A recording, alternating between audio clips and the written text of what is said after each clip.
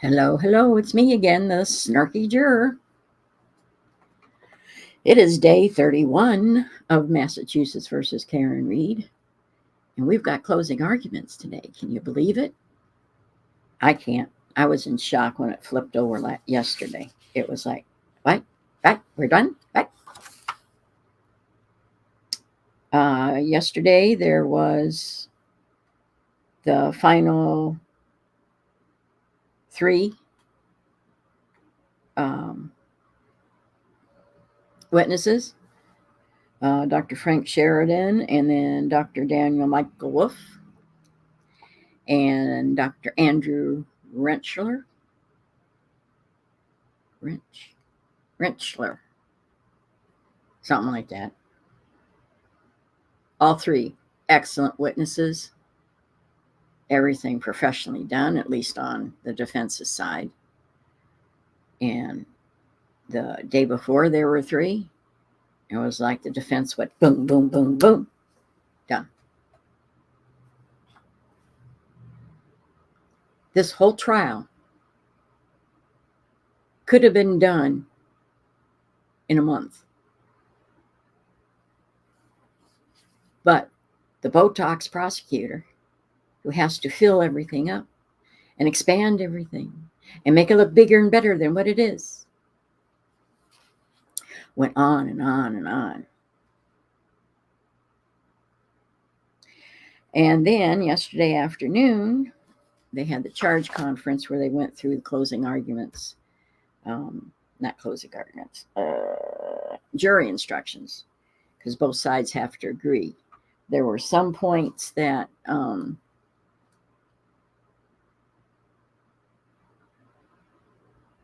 still had to be fine-tuned. There were like 2 or 3 of them.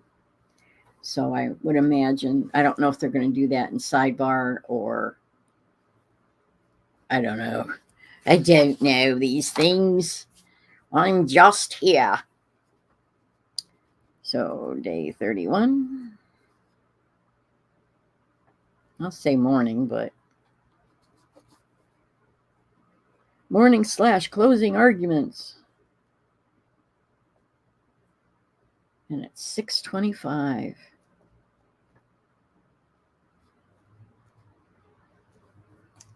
Okie dokie.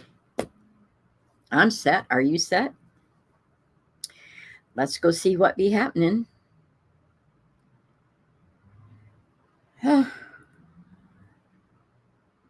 Send myself in the corner, make sure I'm not muted.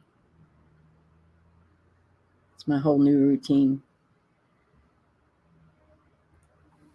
Alrighty.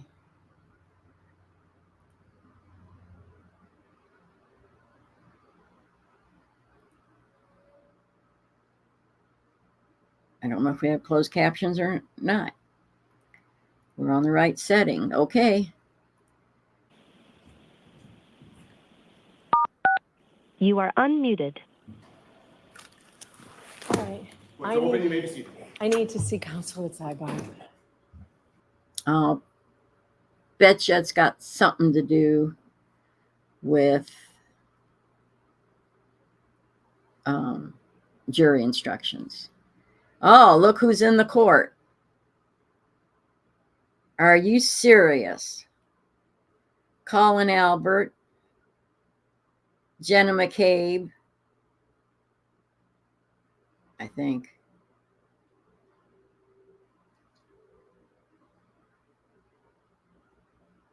No. Is that Nicole? That might be Nicole Albert. Because this is Albert. This is Brian Albert. He's the head of the mafia over there. Carrie. Crap, I can't remember her last name.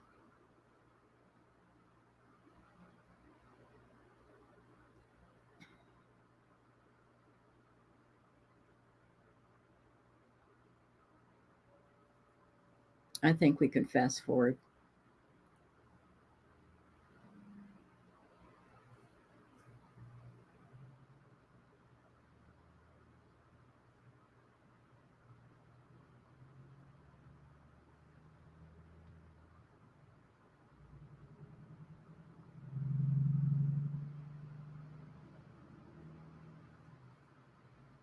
I saw people moving, so I thought maybe it was over. Excuse me. I'm not awake yet, so.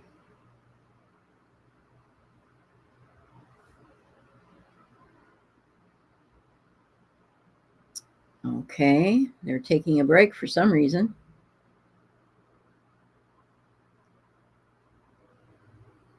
I don't know, maybe they have to finalize something. I don't know.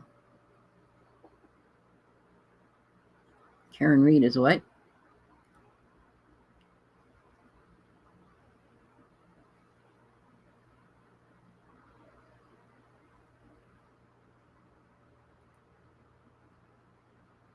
Juror left the bench. Huh? A juror is leaving the courtroom.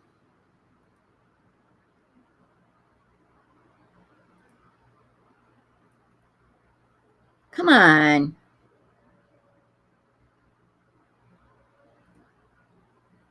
Juror left the bench and attorneys are talking, but jurors crossed arms and standing next to a deputy. You know what was going through my mind earlier? Karen Reed is leaning to try and hear. Remember, this courtroom is tiny. Juror is leaving the courtroom, standing with his arms crossed next to a deputy.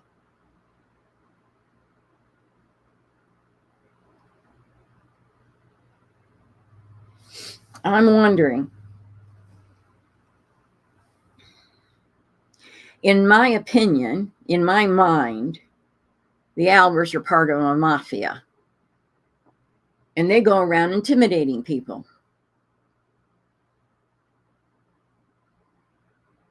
Somebody had the audacity to say something against one of the members of the family. And like 100 letters was sent out in retaliation to that. Ooh, judge went into chambers. I'm sorry, I wasn't watching. Let's back it up.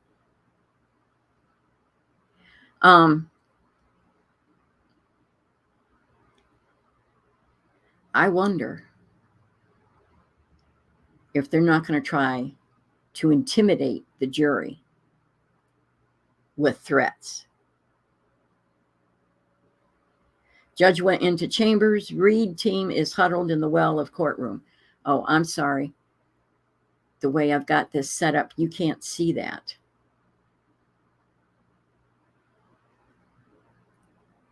No, not that one. Not that one. This one. Let's back it up so you can see it.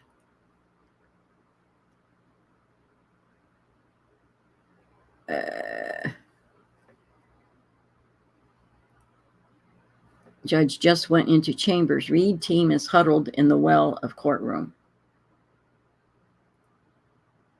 Well, thank you, Court TV, for the updates. I want to make sure I didn't miss any other. Okay, there's that. Judge just went into chambers.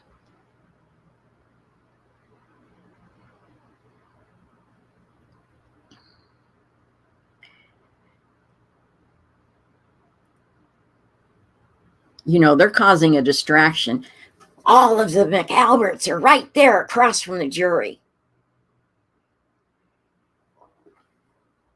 Intimidation. It's bad enough the O'Keefes were there and the brother glaring the entire time. I hope they're going to complain about that. Either that or they're going to report that somebody was intimidated, threatened.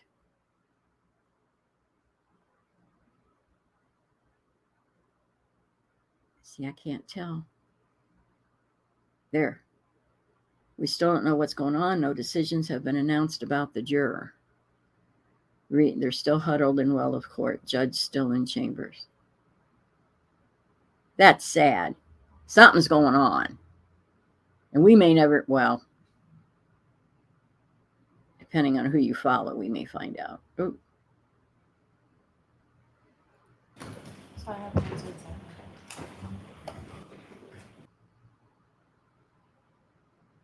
I guess they never made it to sidebar before something happened.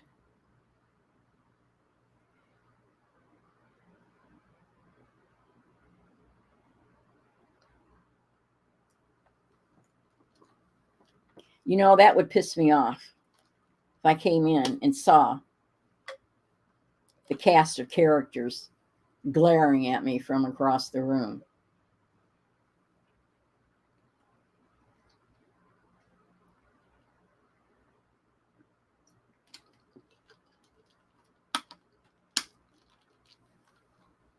I wondered why they weren't further along. I'm starting this at noon, so they've been here since 9.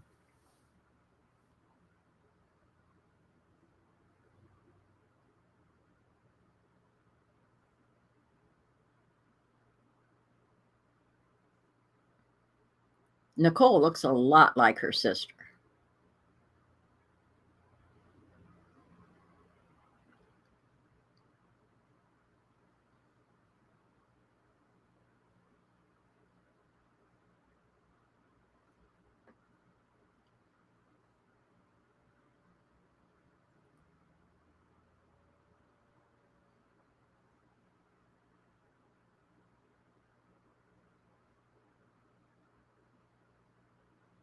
And I really don't know anybody else to point to.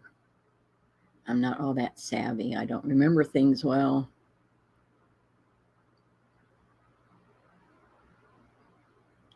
Are we? What? Okay. Well, maybe the judge is telling everybody what happened. It appears CW is making an argument about this juror, Laura McLaughlin. Laura McLaughlin, Assistant DA, Norfolk County. Oh, that's who's making the argument. Judge is reading from a book read, is once again leaning forward, arms crossed. Yannetti is arguing.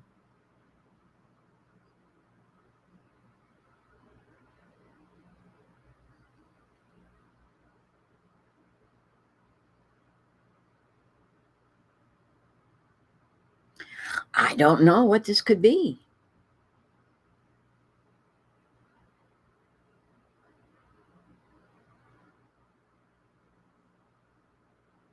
Wow.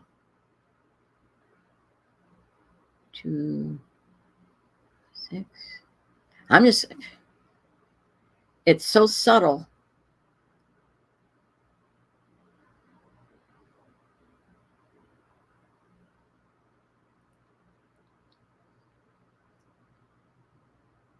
This is wild.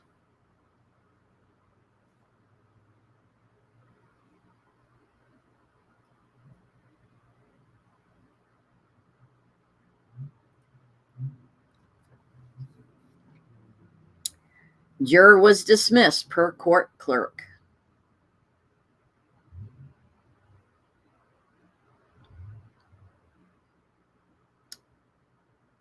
Either she saw something, or she said something, or she did something.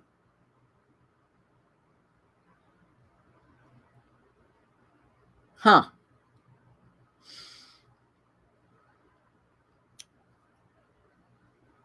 I would love to know. Love to know what. Okay, we're getting ready to.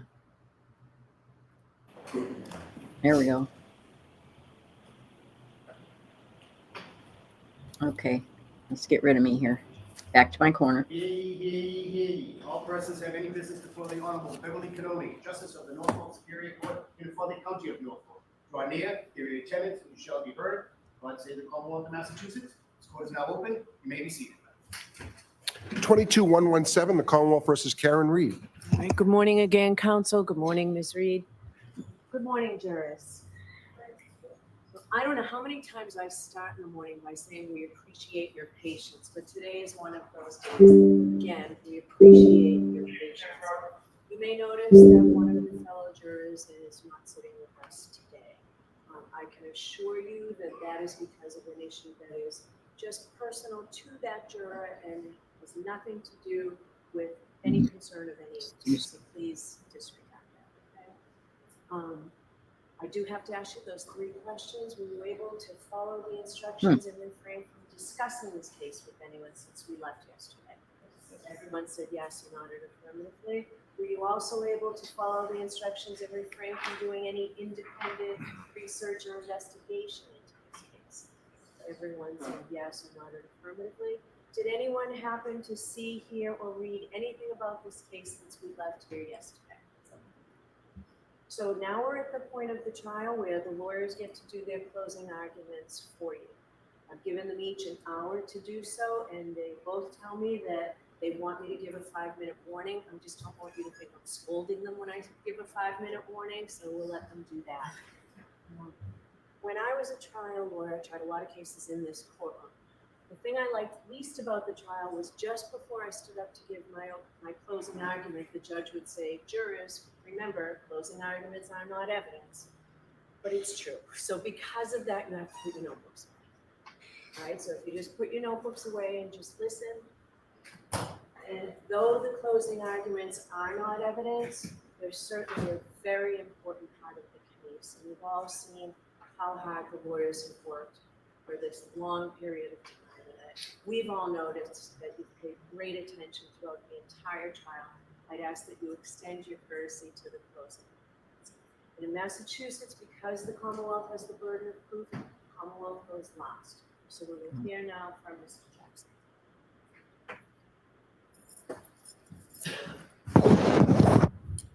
Thank you, Your Honor.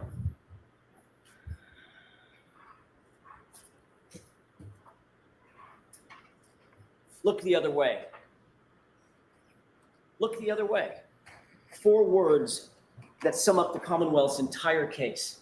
4 words that sum up the hopes of those who have tried to deceive you. Conflicts of interest? Doesn't matter. Just look the other way. Magic hairs, magic glass. Look the other way. Late night calls and Google searches, falsified affidavits, inverted videos, and butt dials galore. Just look the other way. That's what they want. That's what they're counting on, but the uncontrovertible fact is you have been lied to in this courtroom.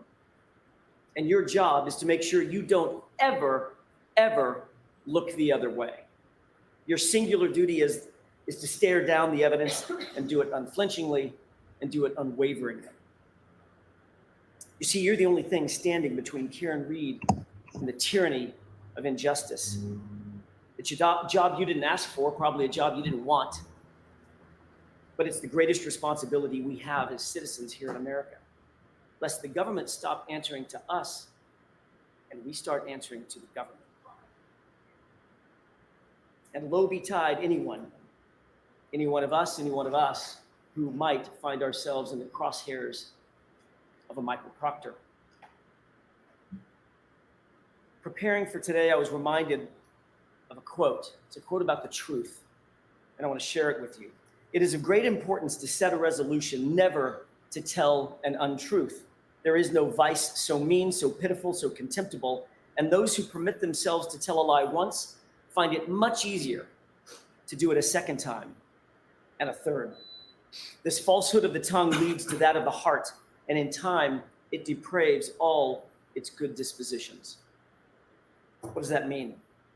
It means that it's been observed that to tell an untruth, to exaggerate, to make a false claim, it's a cancer. One lie begets another, and it's a malignancy that grows over time. And that, folks, is how a cover-up is born. That's how a Massachusetts state trooper says in whispered tones to his friends when he thought no one was looking or listening, how he would make a case, how he would make it cut and dry, no matter the truth. how he would make sure to put, quote, serious charges on the girl. In other words, pin it on the girl. You may ask yourself, how does this happen? How could this happen? It's 2024. Surely people aren't going to come to this courtroom, this hall of justice, and lie to us, just give us false information. They wouldn't do that. They wouldn't try to cover up the truth.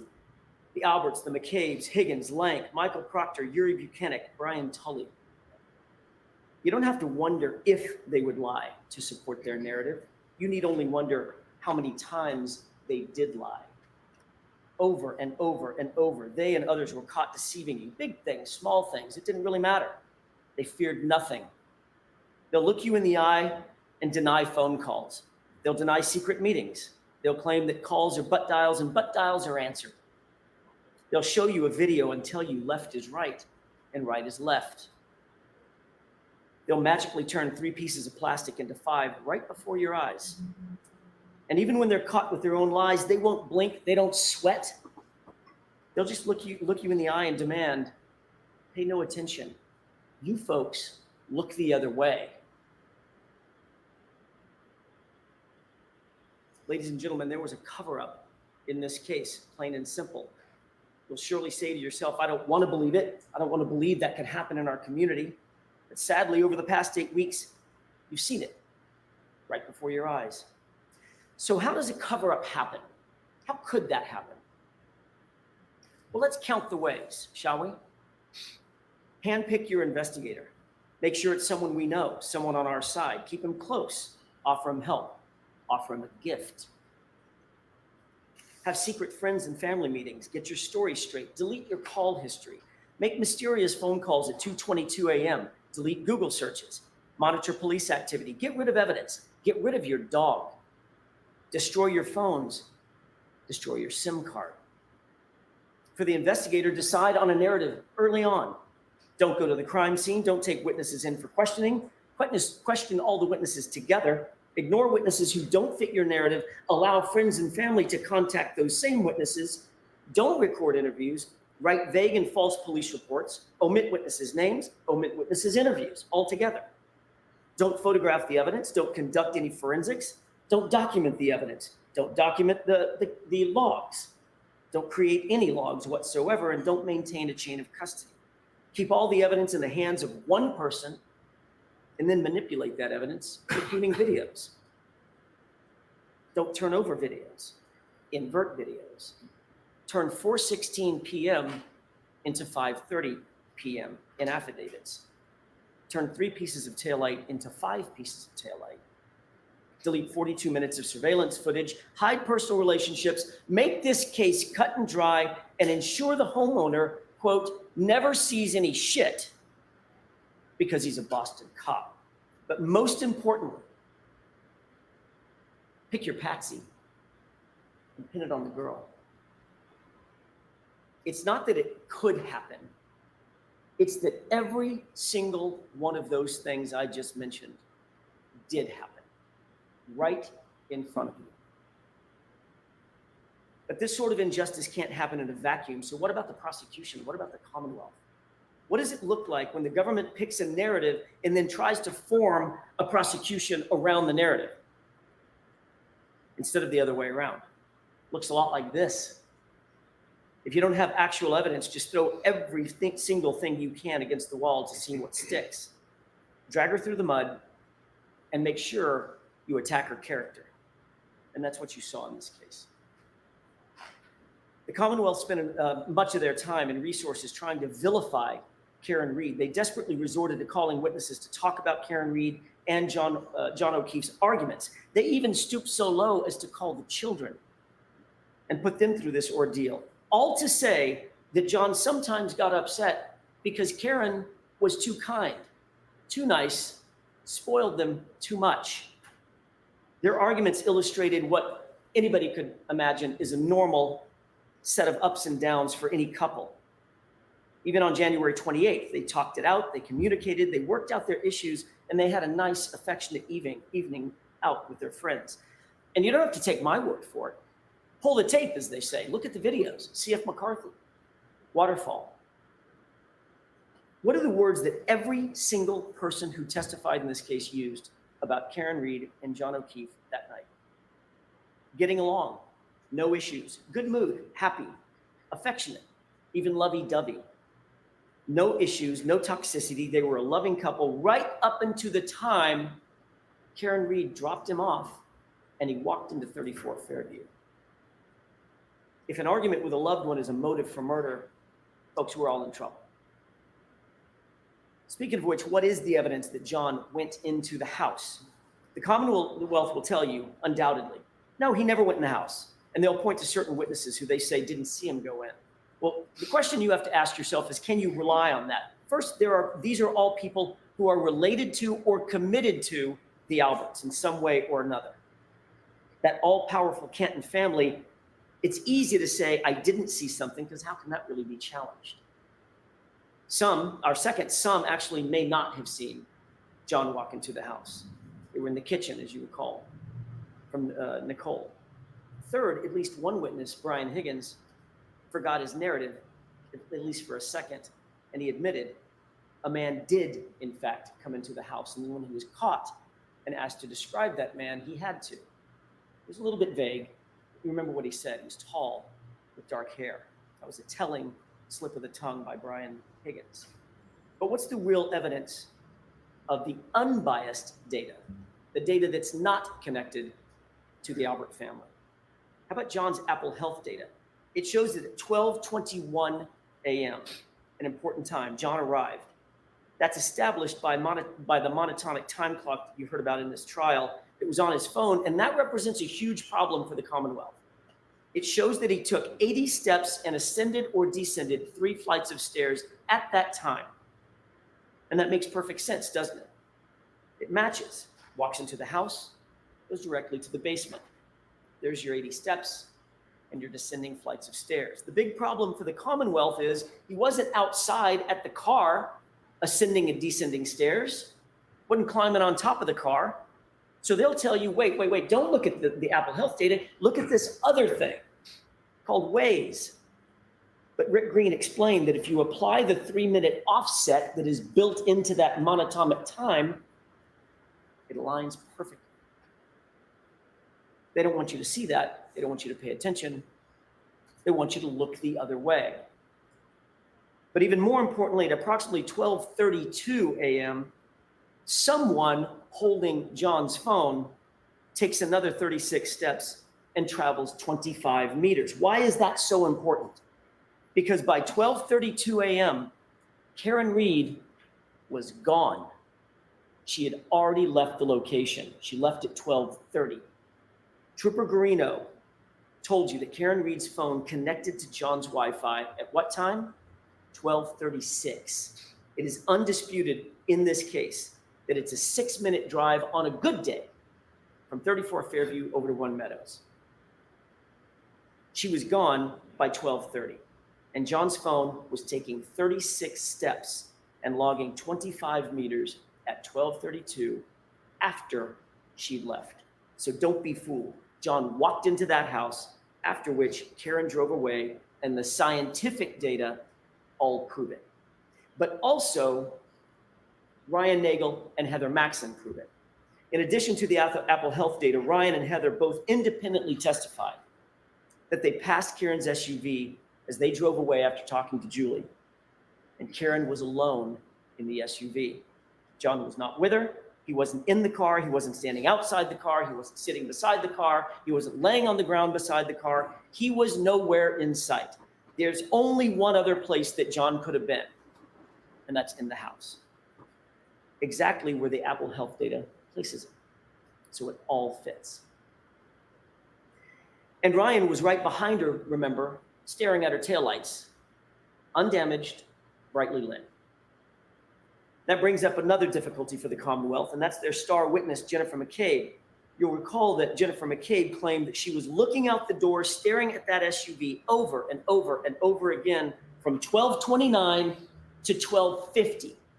She was very specific about that time frame. But we know that the SUV was gone from 34 Fairview by about 12:30.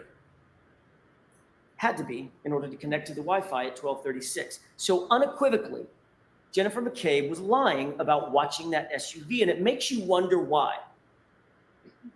And to add to that deceit, she was also blatantly lying about the calls to John's phone. You remember that colloquy back and forth. She said that every single one of those calls to John's phone during that time was a butt dial. How are those lies connected? And why are they connected? Jennifer McCabe knows. Was she butt dialing John over and over? Or was someone looking for John's phone that went missing? Let's talk for a second about what actually happened in the time leading up to everyone going to 34 Fairview. Brian Albert, Brian Higgins show up drunk at the waterfall. They'd been drinking in the afternoon. You know about the flirtatious texts that were sent between Karen Reed and Brian. Higgins was clearly pining over Karen, but for her, the flirtation had ran its course. It was done. She was happy and committed to John. You could see that in her actions with John that night. You don't have to guess. Brian Higgins, however, you can see in his actions, he wasn't quite so satisfied and he wasn't done. His text message, well, meaning, what the hell, Karen? What about me? Seemed aggressive, seemed annoyed. He didn't like being ignored. That was pretty clear. So he's 5 or 6 whiskeys deep into the night by this time, and she continued to ignore him. Then oddly, Higgins, who doesn't know John all that well, seems to want to coax John to 34 Fairview. I draw your attention to the waterfall tape if you want to take another look at it. It's at the 11:57 mark, between 11:57 and 11:58. Take a look at that tape. He's just about to leave. Higgins is just about to leave. He points over at John and he motions for him. Come on, come with me. And then at 12:20, he texts him, you coming here? This is a person he doesn't really know and didn't really talk to that entire night. Ask yourself, why was Higgins so insistent that John go to 34 Fairview that night? And then there's that sparring and fighting that he and Brian Albert were engaged in. Of all the things they could be doing, this is what they were doing just minutes before John O'Keefe walked into that house at 34 Fairview. We know that once John actually did walk in the door, it's about 2 steps, 4 feet or so, 2 steps for an adult male to reach that basement door. Remember, everybody was gathered in the kitchen. That's what Nicole Albert said. And every single witness agreed that at some point, Brian Higgins and Brian Albert left the group and went to another room. Where did they go? Where did they go together? Another important point. Chloe was not upstairs. Brian Albert slipped in one of his testimony that he provided. Quote, I was watching Chloe downstairs, monitoring her because of the other people in the house. She's not good with strangers. Remember that testimony. So what happened next? We absolutely know that John was in the house. The data, Ryan, Heather, they all established that. We know that John ascended or descended stairs. We know that Brian Higgins and Brian Albert excused themselves. How long does it take to have a crossword? How long does it take to have a fight? How long would it take for Brian Higgins to say to John, you know, your girl's been texting me. A push, a punch, a fall, pull Chloe off his arm, and now it's done. What was that? 5 seconds? 10? Doesn't take long at all. And then the panic sets in. It wasn't intended to go that far, but what's done is done. And then some very, very odd things start happening at the Albert household. Very odd indeed. What do we know? We know through the testimony and key swipes that Brian Higgins very oddly goes directly to Canton Police Department. Why would he do that? After a night of drinking and partying, why go to CPD when you're drunk? What was so important there? He couldn't even get his own story straight. First, he said it was administrative work. Then he said he was moving cars. Then he said it was a factor of both. Is it both? Was it neither? Or was he there to gather intel? Ask yourself, why go? But the odd things keep piling up, and here's another. Chloe was the Albert family pet. Not only did she appear to be gone from the house that morning on January 29th, nobody saw her there. Even Jen McCabe admitted, yeah, I didn't see her there. But they actually got rid of the dog altogether. Within months of this incident, the dog was gone, out of the house, rehomed, never to be seen again. This was a dog they had had for 7 years. Also a dog who had a bite history. Why was it so important to get rid of that dog? Was there something about the dog they did not want law enforcement to find out? Recall what Dr. Russell said. She's seen up to 1,000 animal attacks. In her expert opinion, John's right arm, those injuries are from an animal, quote, most likely a large dog. And Dr. Russell's testimony, I'll remind you, was undisputed by any witness for the Commonwealth. But there are more odd and unexplained things. After a night of drinking and hanging out and partying, after being together for the entire day, at 2:22 a.m., Brian Albert decides to call Brian Higgins. That call was missed, but 17 seconds later, Higgins calls Brian back, and they speak for 22 seconds. Now, that call is odd and suspicious enough, in and of itself, the fact that the call was made. But what's even more incriminating is that both men, both of them, lied about the calls happening.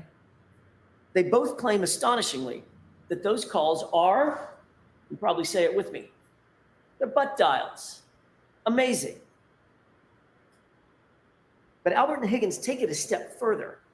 Not only did they claim that they were making calls as butt dials, but they were answering calls as butt dials. And Higgins seemed awfully defensive about that call, didn't he? Remember on cross-examination when I was asking him, can you have a conversation in 22 seconds? He unequivocally said, no, that's impossible. It's not reasonable. You can't do it. Well, let's test that out. Hey, did you make it over to Canton? Yep. Haven't been any calls. Nobody knows a thing. All right, don't talk to anybody until we talk again. Okay, fine. And by the way, come back over. I need help moving something heavy. How long did that take? 15 seconds? Maybe? But the odd behavior isn't done yet. 5 minutes after that call that we just talked about, Jennifer McCabe is on her phone at her house, Google searching how long it takes for someone to die in the cold. That was at 2:27 a.m. That timeline seems to fit, doesn't it? And it fits a very telling and a very clear story. That search became a focal point of the Commonwealth's entire case. This case was starting to look a lot more like the defense of Jennifer McCabe than anything else. That's probably because there is no innocent explanation for that Google search at 2:27 a.m. None. At the end of the day, clearing away all the confusion, the Commonwealth's experts were left with two things that are true. First, neither of their experts could absolutely rule out that Jennifer McCabe made that search at 2:27 a.m. Neither. And second, the only person to use the actual phone model, the actual data, and the actual precise operating system was Rick Green.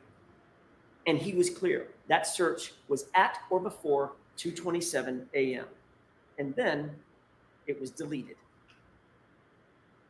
So what else was going on at or around this same time when all this suspicious activity was happening at the Albert house and the McCabe house? 3 minutes after that search and 8 minutes after the Albert Higgins 2:22 a.m. call, Brian Loughran drives down the street in his snowplow. And he told you that there is no body laying on the lawn at 34 Fairview at 2:30 in the morning.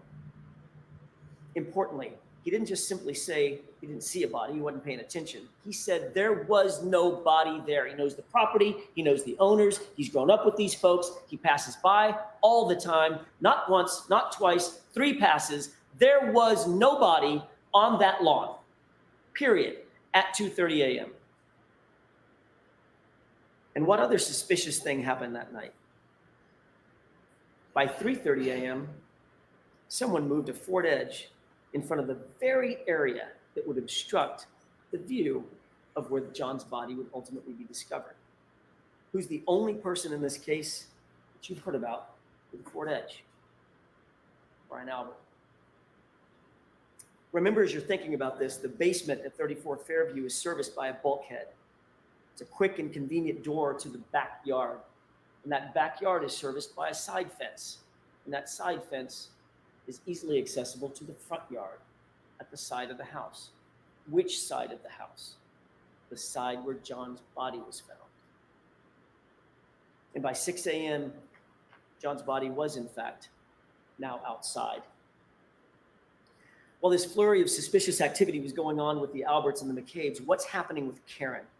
All she knows at this point, think about it, at approximately 2:21, she dropped off John. He walked into 34 Fairview, and that's all she knows. She knows nothing else that was going on. So what was she left to think? He goes in to check the party out, but all of a sudden he's not coming back. He's not responding. Minutes start to pass. 1 minute turns to 2, 2 turn to 10. Where is he? Why isn't he responding? She's sitting in the cold, dark, freezing outside in the car. Naturally, she's perturbed. Being perturbed turns into being peeved. Being peeved eventually turns into being pissed. By 12:30, Karen's mad. She's left 34 Fairview to make a point, but she's still texting and calling. What could she reasonably be thinking at this point? What's going through her mind? 12:33 turns into 12:34. I can't believe he'd do this to me. 12:34 turns into 12:35. Where is he? Why aren't you answering, John? 12:35 turns to 12:36. Jesus Christ. I'm calling and you're not answering. Where are you? Pick up the phone. But there's still no answer. There's still no response. By 12:37, she's getting furious. She does not know that something has happened to John. She does not know that. So she leaves the first angry voicemail. Illustrates frustration, aggravation, all the normal responses anybody might have, you and I might have. But little did she know. The next open voicemail has Karen parking at John's garage after she gets home. You can hear her heels clicking across the garage floor. For all she knows at this point, John's just drunk, he's been partying, he's hanging out, just forgot about her, blowing her off. But John's still not responding, and as the minutes tick by, Karen becomes increasingly upset. Those are the voicemails that you heard. How could he do this? Why is he ignoring me? Why is he ignoring the kids? Those are the thoughts bearing down on Karen Reed as she sat in an empty house late at night by herself. Ladies and gentlemen, she did not know what had happened to John. But within the next voicemail, you quickly learn what she was thinking and what she was feeling. Now it's 5:23 a.m. She's woken up. She's realized that he hasn't come home and he hasn't responded to a single text, not a single call. And anger quickly turns to panic and abject fear. She's so distraught, she reaches out to him again. John, where the fuck are you? She says through tears and desperation. And at 6:03, the question was answered, and her worst fears are realized when she finds his body laying, dying in the cold in Brian Albert's front yard. You heard her. You can feel the grief. You can feel the raw anguish. You can see it. You don't have to wonder the emotional journey that Karen traveled that night. You can see it in the video. You can hear it in the audio. From the time he left her and walked into 34 Fairview and she called, she reached out 53 times. She called him 53 times before finding his body. Think about that. The Commonwealth wants you to believe that she murdered this man. And then after that murder, she called him not once, not twice, 53 times. It makes no sense. What does make sense is that she emotionally moved from anger, then to panic, then to grief. So back at 5:07, when she began her search looking for John, she backed out of the garage, and what would happen next would change the entire course of this case. As she backed out of that garage, she hit John's Traverse and cracked her right rear taillight. Folks, the Commonwealth has one job to do in this courtroom. It's an immutable responsibility to provide you with the truth. That's it. Not to win the case, but to seek justice and to do it through the truth. Ask yourself, did you get that truth from the Commonwealth? The Commonwealth continually tried to tell you that that video showed that the SUV came close to John's Traverse, and it took us showing you the video to unequivocally establish that Karen hit that car and cracked her taillight at 5:07. You can almost hear an audible gasp in the courtroom when we finally showed you the actual video. You can see that tire move. I'm only going to show you one series of exhibits during my entire closing, but it's that important. And it's this. Look at the condition of her taillight when she pulls out of the driveway at 5:07. That taillight, and I'm going to choose my words very carefully here. That taillight is cracked, but it's not completely damaged. And if there was any question in your mind about the level of damage to that taillight at 5:07, all doubt was extinguished when Dighton Police Officer Barrows walked into this courtroom.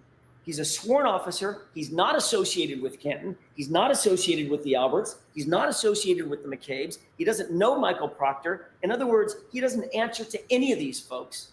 He's an outsider and he's completely independent. And his words were the following, quote, "That taillight was not completely damaged. It was cracked. A piece was missing, but not completely damaged." Take a look at this photograph and tell me, which one looks like Officer Barrows' description? The one on the left or the one on the right? The reconstructed light on the left is what that light looked like before it was in Trooper Proctor's possession. Remember that. That's what it looked like before Trooper Proctor had access to the SUV. And you have an independent police officer telling you so. You'll recall that after John's body was discovered, Lank, a very good friend of the Alberts, walked into Brian Albert's house and had an off-the-record meeting with him. No one's ever going to know exactly what that meeting was about, what they discussed, because that interview, like everything else in this case, it wasn't recorded. It wasn't memorialized.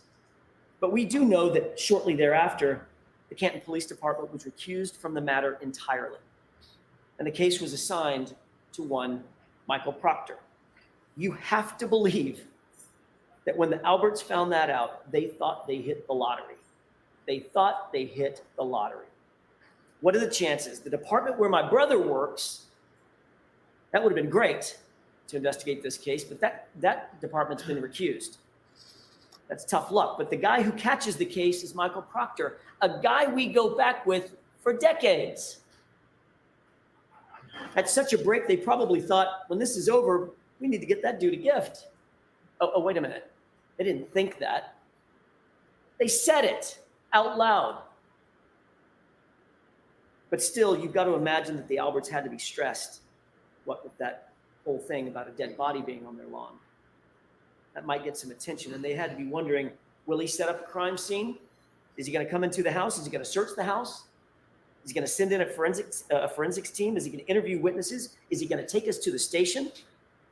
Will he take our phones? Will he look at our communications? Will he look at our Google searches? Will he look at our early morning phone calls? Is he going to look in the basement? And Michael Proctor answered every single one of those questions resoundingly. Nope. He's a Boston cop too. And with that, Michael Proctor didn't draw a thin blue line. He erected a tall blue wall. A wall that you can't scale. A wall that Karen Reed certainly couldn't get over. A wall between us and them. A place you folks are not invited. We protect our own. It's us or it's them. And by the way, who's she after all? Nobody. An outsider. This is going to be easy. Or so they thought. Let's look at what Michael Proctor actually did and did not do in this case. One of the consistent issues that's come up throughout this trial is how evidence always seems to be changing and evolving when in Michael Proctor's hands or somebody in his orbit. If it happens once, let's chalk it up to a mistake. Twice, it's starting to look a little bit like incompetence. If that happens every single time, it becomes intentional, which means it becomes corruption. The defense spent some time, we spent some time discussing the tow time that Michael Proctor swore to in affidavits. There was a reason that we believed it was so important, and I want to talk about that for just a quick second. Because this was a concerted effort by Michael Proctor to falsify the time the car was seized so that no one would know that he actually had possession of the car before the first pieces of taillight were ever discovered at the scene. But he got caught. And when he did, the best he could come up with was it was a typo. Like a dozen times, a typo. You'll remember what that testimony was. The truth is that car was in Michael Proctor's possession from about 4:12 in the afternoon. He said it was 4:16 when he finally had to tell the truth or some version of the truth. Those first pieces of taillight were not found until after 5:45 p.m. That is the very fact that Michael Proctor was trying to hide by those falsified affidavits, saying he didn't seize the car until 5:30. But that wasn't Michael Proctor's only manipulation of the investigation. What about Brian Loughran? You met him. Michael Proctor did his level best to not just hide evidence, but to hide human beings from you and from us.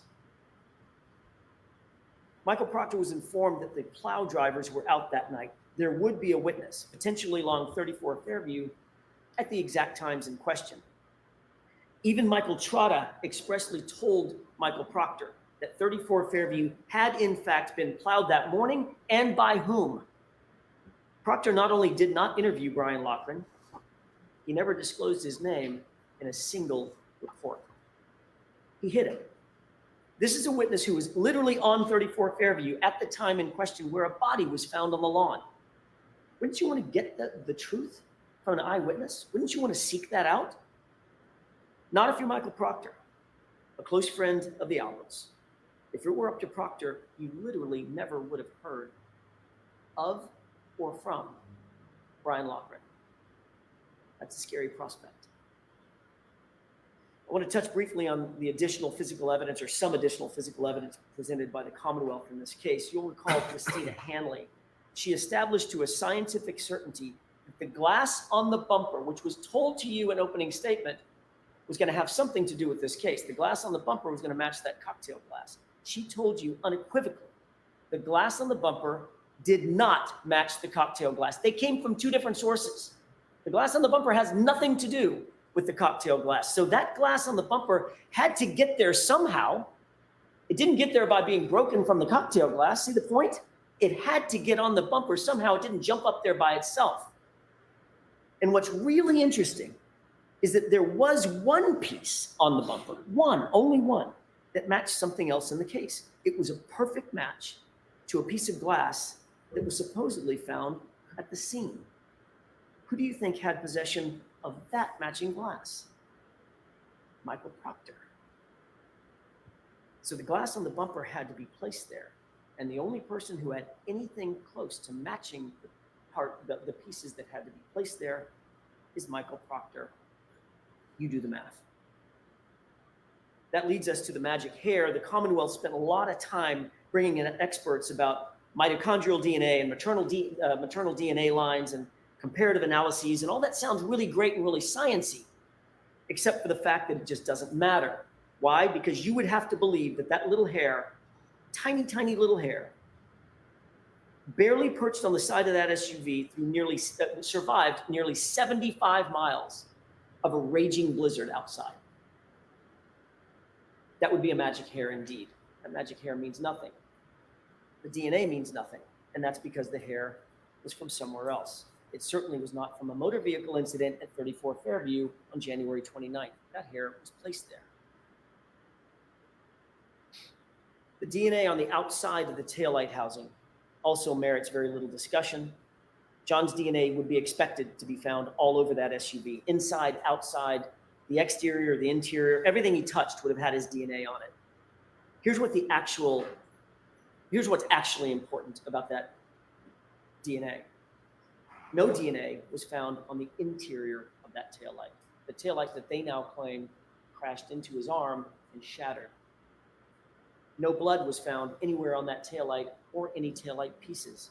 and no tissue was found anywhere on that taillight or any taillight pieces. But we're to believe that that taillight literally exploded on John's arm at 25 miles an hour with 1,000 pounds of pressure. We talked about the evidence doing very funny things when in Proctor's possession or the possession of somebody in his orbit. Now think about the videos that you saw. How many videos appear to be somehow manipulated or altered? Just about every single one of them. Look at the video of the Sally port. Let's take that one, for example, that grainy one. It's missing the exact time that would show the condition of the taillight when it was pulled in to the Sally port. Pretty important time, wouldn't you think? Did someone not want you to see what the condition of the taillight was at that exact time? But the good news is there's a second video. It's much clearer. And it's from the same time frame. We didn't get that one for about 2.5 years into the investigation. Literally, it was after the trial started that that one was turned over. And this is important. The Commonwealth introduced you to a person by the name of Yuri Buchanan. They presented video showing what was clearly the right side of the car. They asked questions about the right side of the car. You'll recall, Mr. Lally asked Sergeant Buchanan, did you or Trooper Proctor ever go at, or near the right side of that taillight? And while he was asking the question, what appeared to be the right side of the car was looking at you. The video was still up. Buchanan paused, turned earnestly into the microphone, stared at you and said, never. We never went anywhere around that taillight. While he was showing you the right side of the car. And that trick might have worked until we got up to cross-examine him. And only then, on the second day of his testimony, did he have to admit that the video was actually inverted. It was backward. And it was cleverly inverted at that. The timestamp had the proper orientation, which means that timestamp had to be removed, the video inverted, and the timestamp placed back on it. Which means that was done intentionally. That was not a mistake. And when caught in that obvious fabrication, Buchanan doubled down and said, it's exactly the same. You remember that back and forth. It's exactly the same, he said, as if we're stupid. Is it exactly the same, or is it exactly opposite? Ladies and gentlemen, you were lied to. There is no other way to say it. It's inexcusable. It's abhorrent. But it's also a paradigm of everything that the investigators have been willing to do in this case. Lie, obfuscate, manipulate, alter. And when they're caught, they just excuse it away. Doesn't matter. It's the same thing. What's the big deal? Just look the other way. And don't forget, Buchanan is Proctor's supervisor. And he was in that little group chat where Karen Reed's naked photos were being searched for. You know the saying about the apple falling from the tree. Ladies and gentlemen, we haven't even started talking about the taillight yet. You'll recall that at the very beginning of this case, you were introduced to no fewer than 5 CPD officers very early on who searched the scene. None of them, not a single one, found any taillight material at the scene. 0. Stephen Seraph, Sean Good, Stephen Mulaney, Michael Lang, Paul Gallagher, they were all there. They were all walking right around them. They were all looking. They were searching with their eyes. They were searching with their hands. Some said they were searching with their feet. They even used tools, a leaf blower. Not one piece of bright red taillight material was at the scene, not a single piece, but incredibly, over the course of the next 3 weeks, according to Michael Proctor, 47 pieces of taillight material would end up being found, some of which were the size of a salad plate. The CERT team shows up later on January 29th, and according to O'Hara, the first few pieces of taillight were found about 5:45. And here's some interesting testimony that you heard. Who else was there? Who did O'Hara say was there? Well, he said his team was there. We certainly expected that, but then he said there were others. These other mysterious figures, some from Canton PD, some from the Massachusetts State Police, that he could not account for. Heavy coats, big masks, hats. Even Lieutenant O'Hara could not tell who was who, but he did note Canton police officers were there who were unaccounted for. Massachusetts state troopers were there unaccounted for. And during that search, that was overseen by Trooper Tully, Proctor's supervisor, 3 pieces of taillight material were found. That's super important, and I want to concentrate on that for a second. O'Hara said all 3 pieces were in an area about 12 inches square. That's an area about as big as your dinner plate. Tully, however, claimed that 1 red piece was found about 3 feet away from that was a shoe. About 1 to 2 feet from that was a clear piece of plastic, and a few feet away from that was a red piece of plastic. So we have red, clear, and red over the span of about, added up, probably 10 or 12 feet. Ladies and gentlemen, both of those things cannot be true. Somebody is taking liberties with the facts. Then Lieutenant Tully comes to court and makes this big grand gesture of opening all these evidence bags. These 2 evidence bags in particular represent exactly what we're talking about, those 3 pieces, red, clear, red. They're marked, they're sealed, they look official. They're not Stop and Shop bags, thank God. At least they've moved up from that. They've even got evidence tape on them. Who knew? There's evidence tape around here. So this must be real evidence, right? It must be real evidence in this case. And after making that big theatrical display, he opens up the bag with the red pieces and he pulls 2 pieces out. That's okay. Put the 2 red pieces together. Good so far. Then he opens up the second bag under Mr. Lally questioning. And you remember he hesitated just a second. Opened that bag and pulled out 1 piece of clear plastic. Then pulled out a second piece of clear plastic with no explanation as to how that could have possibly happened. And he quickly returned all 4 of those back into the bag, sealed them up, and we're done for the day. The next day, I asked about that evidence again. I asked him to open up that bag with the red pieces, and he did the same thing. Pulled out 2 red pieces of plastic. I said, you'll recall this, I said, look deeper, look closer, sir. Pull everything out of that bag. Would he have had I not suggested it? And then he pulled a 3rd piece of red plastic out of the bag. So miraculously, Trooper Tully's 3 pieces of plastic became 5 pieces of plastic right before your eyes. Ladies and gentlemen, the forces at play that multiplied those pieces of plastic inside those evidence bags are the same forces at play that multiplied the pieces of plastic at 34 Fairview. Think about that. Let that sink in for a second. How easy is it? That's not sloppiness. That's evidence manipulation. That's how over the course of 3 weeks, those pieces of plastic go from 0 to 3 to 5 to 47, ever increasing in size with every single search. Now, knowing all that, ask yourself the looming question, who had access to that taillight, the cracked taillight? Who was it? Go back and watch the Sally Port video. I'll give you the timestamp, 5:37, and see it for yourself. We know that Trooper Proctor, with binder in hand, walked by himself. Once we corrected the video from being inverted, you can see that he walked back by himself to the right rear taillight where nobody could see what he was doing. Higgins' own key swipes put him in the Sally Port that same afternoon and evening. And then the Sally Port video magically skips and Chief Berkowitz appears right next to Proctor at the back of that vehicle in the same spot, and they walk out of the Sally Port together. Where were they going? Remember O'Hara? Unidentified troopers in Canton cops were at the search at 34 Fairview. How hard is it to drop a piece of plastic?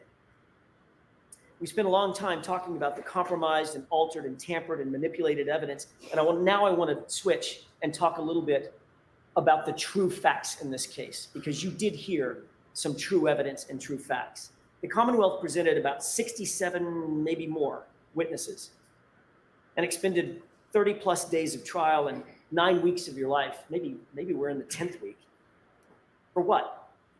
It should be relatively simple, right? The Commonwealth claims that Karen Reed pulled up to 34 Fairview, John got out of the car, she reversed into him and hit him, and then she drove home. That's 4 facts. It's just 4 facts. That's all it is.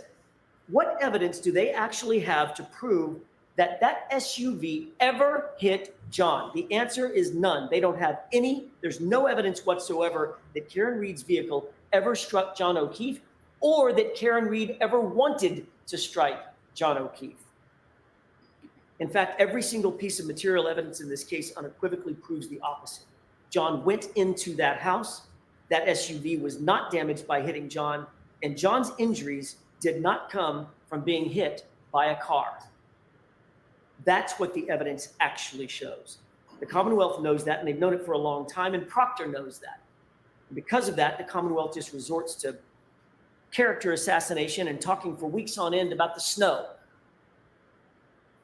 Let's talk about what the real evidence actually shows, the unassailable science. Let's talk about the truth. Concerning John's injuries first, the Commonwealth's own medical examiner, Dr. Scortibello, could not conclude that John was hit by a car. Think about that. And she would not even say that it was a homicide. She told you without any dispute in this case, quote, evidence pointing toward one manner of death is no more compelling than evidence of a competing manner of death, end quote. Her words, not mine. She went on to say it's just as likely that he was punched and fell backward. His injuries are consistent with that. In fact, in her expert opinion, his injuries are consistent with a physical altercation, as she testified, but they are not, in her words, not classical injuries from an auto pedestrian accident. That by itself is reasonable doubt. But the evidence and the truth goes far further. We introduced you to not one, but two thoroughly credentialed medical examiners or medical experts, Dr. Sheridan and Dr. Russell, both of whom said John's arm injury is consistent with an animal attack. Dr. Russell studied, diagnosed, and treated 1,000, up to 1,000 animal wounds. She's an expert in animal wounds, and she was unequivocal. Those wounds are from an animal, likely a large dog, which means that John was attacked inside the home where Chloe was. There is no other possibility. And Dr. Sheridan, for his part, with thousands of 13,000 autopsies under his belt, decades of experience as the chief medical examiner, who's triple credentialed in anatomical, forensic, and neuropathology. He told you that John's injuries are inconsistent with a motor vehicle accident or incident. They're consistent, however, with a physical altercation. In layman's terms, the science proves John was beaten. That also is reasonable doubt and should end this case. But the facts and evidence don't stop there. Two of the most highly educated and highly qualified engineers you'll ever meet, Dr. Dan Wolf and Dr. Andrew Rentschler, mechanical engineer and a biomechanist. They reviewed this case. They did testing, they did analysis, they evaluated the case scientifically. They were not hired by the defense, not by the Commonwealth. They're completely 100% independent of any party in this case. And they were equally available, by the way, to the Commonwealth. They could have called them. They explained that John's injuries were not caused by being hit by Miss Reed's SUV, and that the SUV was not damaged by coming in contact with John O'Keefe's body. That should end the inquiry right there. Both sides of the equation. From a physics, engineering, and biomechanical standpoint, they established that John O'Keefe was not struck by Karen Reed's vehicle, period. And that is yet another fact that establishes reasonable doubt and should put an end to this case. So instead of calling the ARCA experts, which they had available to them, the Commonwealth chose to introduce you to Trooper Joe Paul. You'll remember his testimony. I think I'm being kind when I say that Trooper Paul's analysis lacked credibility.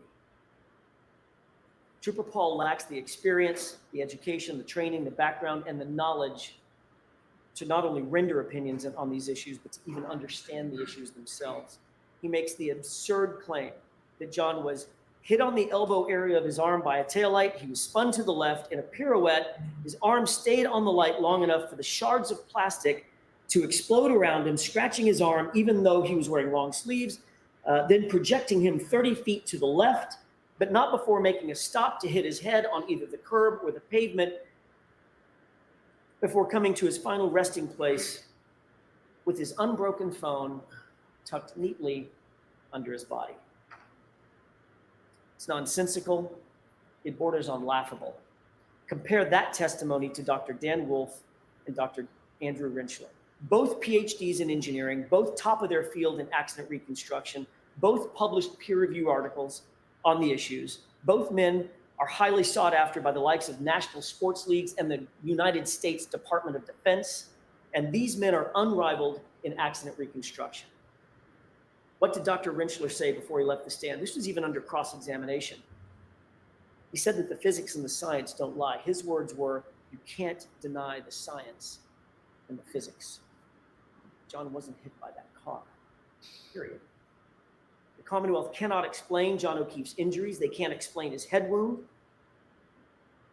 How did he get the head wound if he landed on snow-covered grass and dirt? And by the way, before Mr. Lally gets up and says it, because I know he's going to, there is zero evidence before you, zero, that cold grass and dirt turns into ice or turns into concrete. Zero. They can't explain the injury above his right eye, that laceration. They can't explain his nose. They haven't even tried to. They can't explain the injury to his tongue, the laceration on his tongue. They cannot explain the injuries to his back, to the back of his hands, the bruises, and certainly they cannot explain the injuries to his right arm. But maybe most importantly, they cannot and haven't even tried to explain the lack of injuries on John's body from the neck down. Nothing. He was pristine. Not a bump, not a bruise, not a fracture, not a broken bone. Nothing to suggest that he was hit by a 7,000-pound SUV going 25 miles per hour. And what of that right arm? According to the Commonwealth's best and brightest, Trooper Paul, John absorbed the entirety of the collision, a whole collision, with that 3.5-ton SUV entirely with his right arm, launching him some 30 feet. But amazingly, the arm suffered no break, no fracture, and didn't even get a bruise. So how are those injuries properly explained? The evidence is simple. John got into an altercation. He was punched. He tried to defend himself by putting his hands up. He may have even scratched his own nose by putting his hands in front of his face to defend himself. His hands were bruised and covering up. Five minutes, Mr. Jackson. Thank you, Your Honor. As he continued, he got hit, punch went through, and he fell to the ground, fracturing his skull. At some point during that altercation, the dog got a hold of him, and the dog was pulled away. Every single injury is answered. Every single injury is explained by that. Ladies and gentlemen, given what we know about the facts and the physical evidence in this case, the actual truth in this case, how did this happen? How did we end up here? We ended up here because of relationships, insider trading, playing the who you know game, and building a tall blue wall, which takes decades and generations. But the real question is it going to continue? Will this festering malignancy that allows a lead detective and his supervisor to gloat and sneer while looking over naked pictures or looking for naked pictures of the woman that they've targeted, will that continue? And the answer should be, not if you have anything to say about it. Michael Proctor is the lead investigator in this case, and much as the Commonwealth might try, they cannot distance themselves from the stench of him on this case and this investigation. Those secret group chats illustrate the quality and character of his investigation. Remind yourself how an, quote, unbiased and an objective investigator, someone who's supposed to be looking for facts. Ask yourself, how did he approach his job?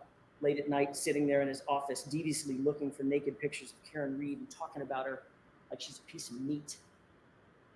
Talking about her bodily functions, her medical conditions, calling her vile names. I don't even have it in me to repeat what he said about her. He reduced her to an object, and he went further by insulting her. He went further than insulting her, and he dehumanized her. And when he was done betraying that very humanity, he wished for her to commit suicide. That, ladies and gentlemen, is how you frame someone. That's how you dehumanize someone so viciously that you can just pin it on the girl and cover for the homeowner because he's a Boston cop. That's how you rip a person's life apart and sleep like a baby while doing it. And then further that by saying, I hope she kills herself.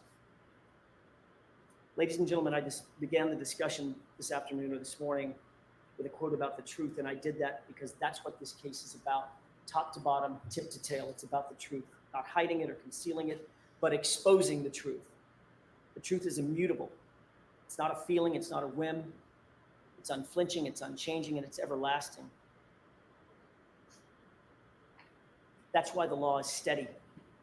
That's why it's not captive to the whims of people drunk with power who think they're above the law, who think they're above scrutiny. That's why you stand as the guardian of justice and the protector of justice.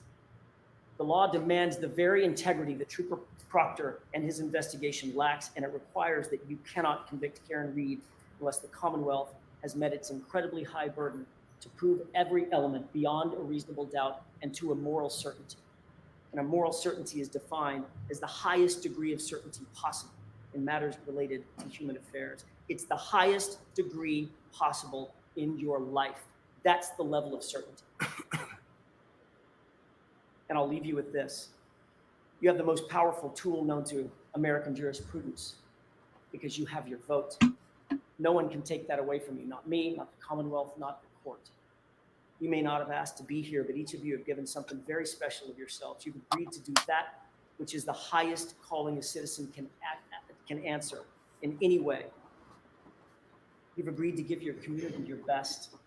And my question to you is, what will you do with this moment? Ignore the lies and the manipulations, the misogyny, the bias, the lack of evidence? Could you ever do that? Would you ever do that? Or will you say with your verdict, I see the truth and I will not ever look the other way?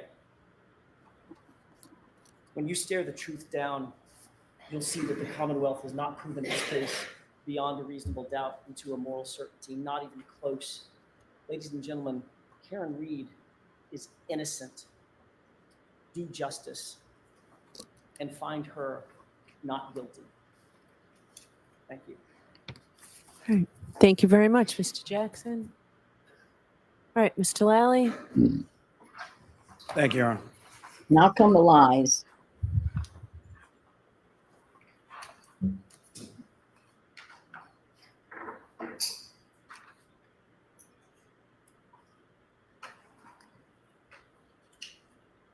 I hit him, I hit him, I hit him, I hit him. Those are the words of the defendant. 4 times. You heard testimony from 4 different witnesses who overheard and observed those statements from the defendant on January 29th, 2022. You heard testimony from firefighter Timothy Nuttall. He was trying to bag valve mask Mr. O'Keefe. He was working on resuscitative efforts to try to save Mr. O'Keefe's life. He asked if anyone saw anything or knew what happened. And the defendant said, I hit him, I hit him, I hit him, I hit him. Firefighter Anthony Flamati was asking if anyone had information on why Mr. O'Keefe was there in the snow. The defendant repeatedly said, I hit him, I hit him, oh my God, I hit him. Firefighter Katie McLaughlin was tasked by Firefighter Flamati with asking for biographical information and for what the cause was of the traumatic injuries that all the firefighters testified that they observed on Mr. O'Keefe. She asked the defendant, and the defendant said, I hit him, repeatedly. Firefighter McLaughlin asked for clarification. You did what? And the defendant repeated, I hit him. Jennifer McCabe stated initially over the phone when speaking with the defendant that the defendant said, could I have hit him in the car while they're on the phone with Ms. Roberts going from Ms. McCabe's house to Mr. O'Keefe's house? Did I hit him? Could I have hit him? Once on scene, once asked, as Ms. McCabe described by an EMT, for name, age, things like that related to Mr. O'Keefe, what caused the trauma? She indicated in her testimony that the defendant said repeatedly, I hit him. You heard testimony from Officer Sarif, statements that he attributed to the defendant as saying that morning, this is all my fault. This is all my fault. I did this. This is what the defendant is saying on scene. Since then, stories changed a little.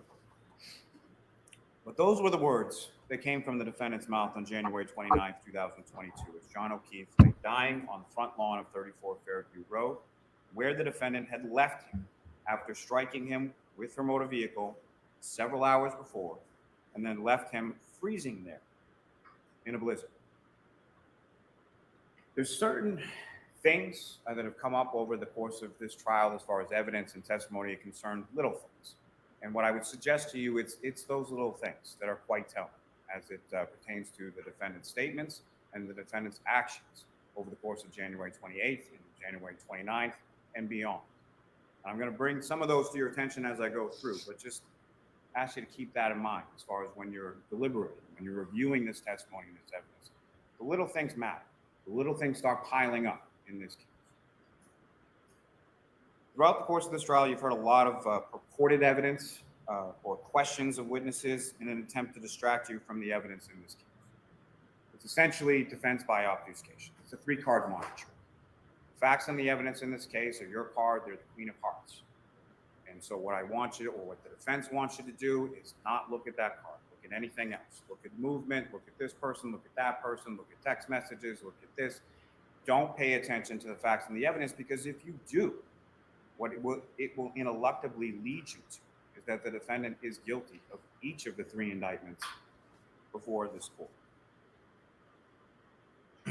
The evidence and the facts of this case are for you, the jury, to decide. Using your common sense, using your life experiences as your guide through that as you go. Before I turn to that evidence that I will submit to you and ineluctably demonstrates the defendant's guilt, let me first just address Trooper Proctor. The text messages from Trooper Proctor are unprofessional, they're indefensible, they're inexcusable. However, as distasteful as those messages are, and their content is, I submit they had no bearing whatsoever or impact whatsoever on the integrity of the entirety of the investigation that Massachusetts State Police collectively conducted into John O'Keefe's death here. As was asked of Trooper Proctor on cross-examination, these were texts from his personal phone that he never thought would see the light of day. He was asked whether or not he ever thought that he would be asked about these in a courtroom, put to him in sort of a safe space, a safe place for him to discuss, if you will. What do you not see in those text messages?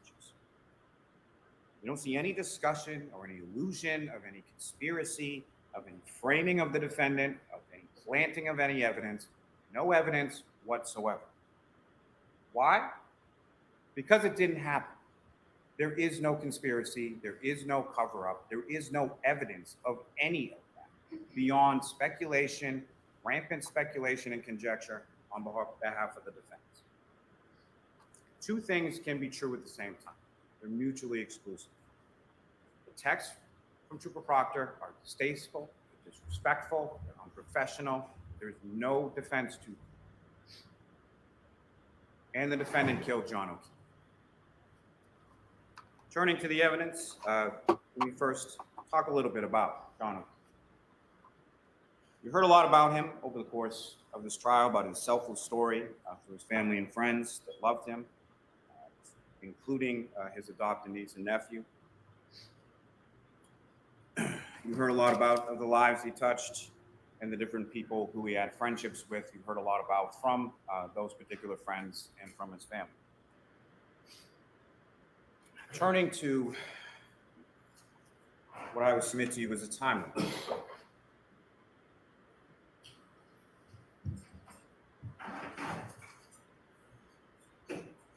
This may be a little hard to see up here. What I'm going to go is from left to right. January 28th, 2022, 9:49 in the morning, Karen and John begin fighting over text messages. 2:25 p.m. in the afternoon, the defendant texts Mr. O'Keefe, "Tell me if you are interested in someone else. Can't think of any other reason you've been like this." John texts back, "Nope." 2:25, Mr. O'Keefe texts the defendant, "Things haven't been great between us for a while. Ever consider that?" This is also testimony that you heard through multiple sources, whether it be phones, whether it be from the children, whether it be from other friends or family members as to the relationship in the months and weeks leading up to John's murder. 2:32 p.m. John texts the defendant, sick of always arguing and fighting. It's been weekly for several months now. He then texts the defendant, OMG, stop calling. This is during the time frame that Trooper Garino was talking about, with 18 phone calls, most of which were rejected, some of which were missed, and a couple of which were answered over the course of this afternoon, as she's continuing to needle and try to engage him in a fight that he doesn't want to have. 2:33 p.m. The defendant texts John, so you're not into this anymore. 2:34 p.m. John texts the defendant, I am not answering, stop calling. The defendant then texts John, then stop starting with me. 2:38 p.m. The defendant texts John, I'm going to grab a drink in a bit. 2:38 in the afternoon. Around 3 p.m. is the testimony you heard from Erin O'Keefe in regard to the defendant texting her, asking if she can go out without her husband, Paul, asking to go out for a drink. This is while Erin O'Keefe testified she was waiting for one of her children at the bus stop, picking that child up around 3 o'clock in the afternoon. This is also the point in which the defendant says to Ms. O'Keefe, wish I didn't speak to another O'Keefe after 2004. 7:30 p.m., you have Mr. O'Keefe and Mr. Camerano arriving at C.F. McCarthy's, with the defendant arriving at 8:51. 8:58 p.m. is when the defendant receives drink number 1 at C.F. McCarthy's. Oh, here we go. Vodka soda, tall cylinder glass, lime, and a straw. 9:13 p.m., drink number 2. 9:20 p.m., drink number 3. 9:33 p.m., drink number 4. 9:57 p.m., drink number 5. 10:22 p.m., drink number 6. 10:29 p.m., drink number 7. 7 drinks from 8:58 p.m. through 10:29 p.m. when she receives that last drink at C.F. McCarthy's. A drink that she indicates to Sergeant Mechanic and several others on the next day that she did not take with her from C.F. McCarthy's to the waterfall, which several individuals at the waterfall testify that she produced from her coat when she walked in, and that you can clearly see on the C.F. McCarthy's video her walking out the door with the same tall cylinder glass in her right hand.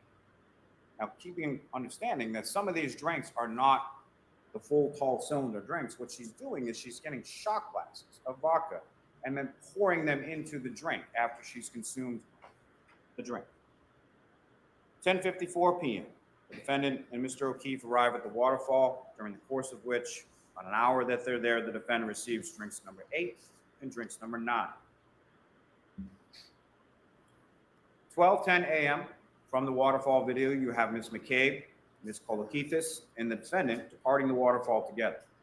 Interestingly, around the same time, you also have the text and screenshot communications between Colin Albert and Allison McCabe in reference to him getting picked up at that time. You also have testimony from Brian Albert, Nicole Albert, Caitlin Albert, Brian Albert Jr. in reference to them sort of walking in from the waterfall as Colin Albert is walking out of 34 Fairview Road, gets picked up by Ms. McCabe, and then is driven home. Does anybody else hear wah, wah, wah, wah, wah? Here we go again. 1 minute later, 12:11, Mr. O'Keefe is then on the waterfall video walking out with cocktail glass in his right hand. At 12:14 a.m., Mr. O'Keefe texts Ms. McCabe, where to? 12:14 a.m., based on the fact that she's driving, and Matt McCabe indicated in his testimony that she should call him instead of texting while driving, Ms. McCabe calls John O'Keefe, speaks with him regarding directions, sort of going over which way to come in, Chapman Street, over Cedar Crest, as far as coming into Fairview Road.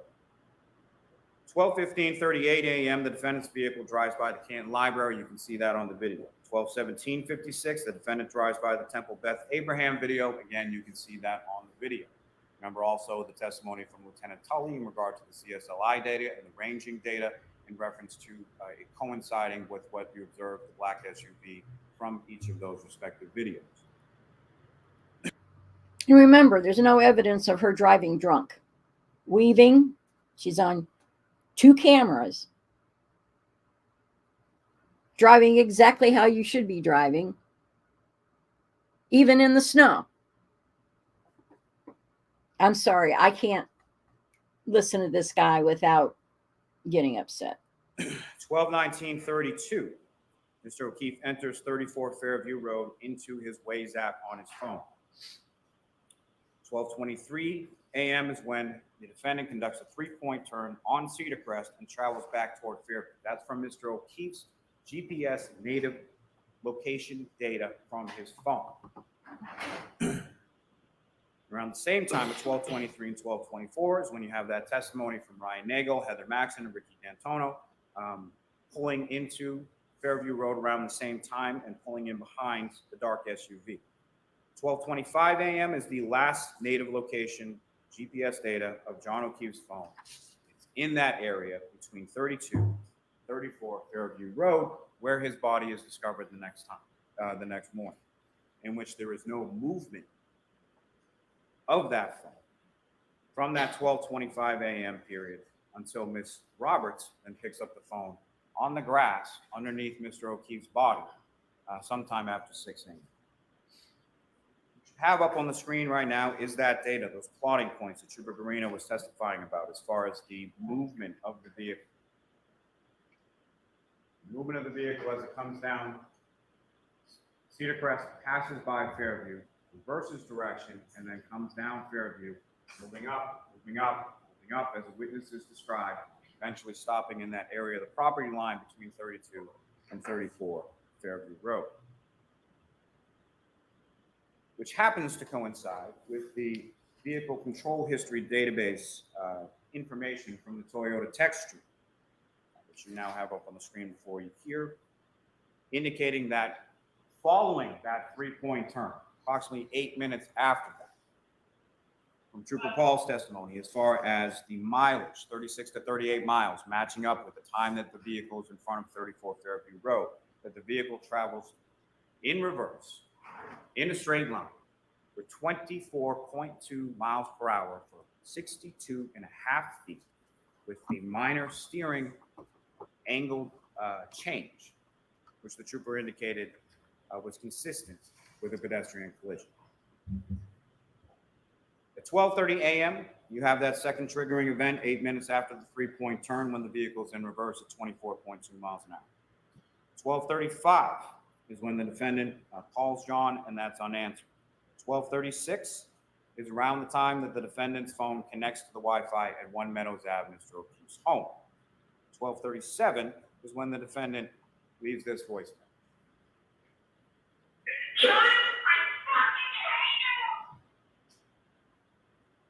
So within minutes of that vehicle's data, going 24.2 miles an hour in reverse for 62 and a half feet, the defendant leaves that voicemail, seething in rage as she's screaming, "John, I fucking hate you." 12:40 to 12:42, Ms. McCabe is texting Mr. O'Keefe. She tries calling Mr. O'Keefe, gets no answer. If you recall from her testimony around this time frame, about 12:40, she was unsure whether the vehicle was actually still out front or if it had gone at that point. But she was looking for John because she had seen the defendant's vehicle in front of the house and no one had come in. So she was wondering where her friend, Mr. O'Keefe, was. 12:55, the defendant texts John, "See you later." 12:59, the defendant calls, leaves another voicemail for Mr. O'Keefe. Exhibit 637, it sounded like this. "John, I'm here with your fucking kids. Nobody knows what the fuck you are, you fucking pervert." But somebody did know where Mr. O'Keefe was. The defendant knew exactly where he was. She had driven him there, she had struck him there, she had left him to die there. 1:02 a.m., the defendant leaves another voicemail with no content. And then she texts John, "Your kids are fucking alone." 1:09 a.m., the defendant texts John, "I'm back in Mansfield. The kids are home alone." She's not. GPS, as far as it never disconnects from the Wi-Fi until the following morning. There's no indication that Ms. Reed left and went to her home in Mansfield at any point. 1:10 a.m., the defendant calls her parents. 1:11 a.m., she calls Mr. O'Keefe and leaves this voicemail. John, I'm going home. I cannot babysit Amy. I need to go home. You are fucking using me right now. You're fucking another girl. Kim's sleeping next to me. You're a fucking loser. Fuck yourself. 1:18 a.m., the defendant leaves another voicemail. Now, about 1:43 or 1:45 a.m. is when Julie Nagel testified that they were leaving the house. And she sees a large black object on the lawn near the flagpole while leaving 34 Fairview Road. Doesn't think much of it at the time, isn't expecting Mr. O'Keefe or any body to be out on the front lawn. 4:42 a.m., the defendant calls and speaks. The calls to her parents are finally answered. 4:49 a.m., the defendant calls Ms. Camerano, screaming, "Where's Mike?" 4:53 in the morning is when the defendant instructs Kaylee, Mr. O'Keefe's niece, to call Ms. McCabe. Why? Because the defendant doesn't have Ms. McCabe's phone number. Indicates that John didn't come home. We got in a fight and I left him at the waterfall. Those are the first statements or the first version of events that she's able to communicate out to the world as to what happened to Mr. O'Keefe, where he is. We got into a fight. I left him at the waterfall. 5 a.m., the defendant calls Kerry Roberts, saying, "John's dead, Kerry, hangs up the phone. 5:01, the defendant calls Kerry Roberts again. And it's at this point that she indicates that John's dead, he must have been hit by a cloud. 5:07 a.m., the defendant leaves One Meadows Ave. You have the video of that. It's number 153 in Exhibit 6. We'll get to that a little more in a moment. About 5:10 a.m., the defendant calls Kerry Roberts. Ms. Roberts starts calling hospitals, calling KCP, calling 911, something that you would do if you didn't know where Mr. O'Keefe was for all of these hours, that all of these other phone calls are being made and these text messages are being sent, and calling your parents, and all of these other things. No calls to 911 from the defendant. She didn't have any proof. While John O'Keefe is laying, freezing, and dying from a brain injury and a skull fracture on the front lawn of 34 Fairview Road. 5:11 a.m., the defendant's vehicle is seen on the Canton Library camera heading towards the waterfall. Seems to be sort of retracing the steps. 5:18 a.m., the defendant's vehicle is seen at Washington Street and Chapman on the Temple Beth Abraham video, heading in the same direction that it was the night before when it was heading to 34 Fairview Road. 5:35 is when the defendant arrives at Ms. McCabe's house. Ms. Roberts arrives shortly thereafter. Both of them see the broken taillight at that time in the driveway. Now that gap of 5:18 to 5:35 is way too much time to be driving from the area of the waterfall to Jennifer McCabe's house. And as I indicated a moment before, heading in the same direction, same directionality, retracing the steps from the night before, heading towards 34 Fairview Road. Why is it that the defendant can see Mr. O'Keefe when they eventually get to Fairview Road and no one else can? It's because she knew exactly where he was. She had hit him and left him there the night before. And she had gone back during that time frame between 5:18 a.m. when she's seen on the Temple video and 5:35 when she arrives at Ms. McCabe's house. 5:33 is when the defendant, Ms. McCabe, and Ms. Roberts return to One Meadows Ave searching for John. 6:03 is when the defendant, and no one else, spots Mr. O'Keefe's body buried in the snow. Exhibit 12, indicating this cruiser camera video, which I know you've seen a dozen times. So where I'm starting it from this point in this card right here is the spotlight that Officer Saraf had to use in order to locate, even with the vehicle of Ms. Roberts parked right in the middle of the road.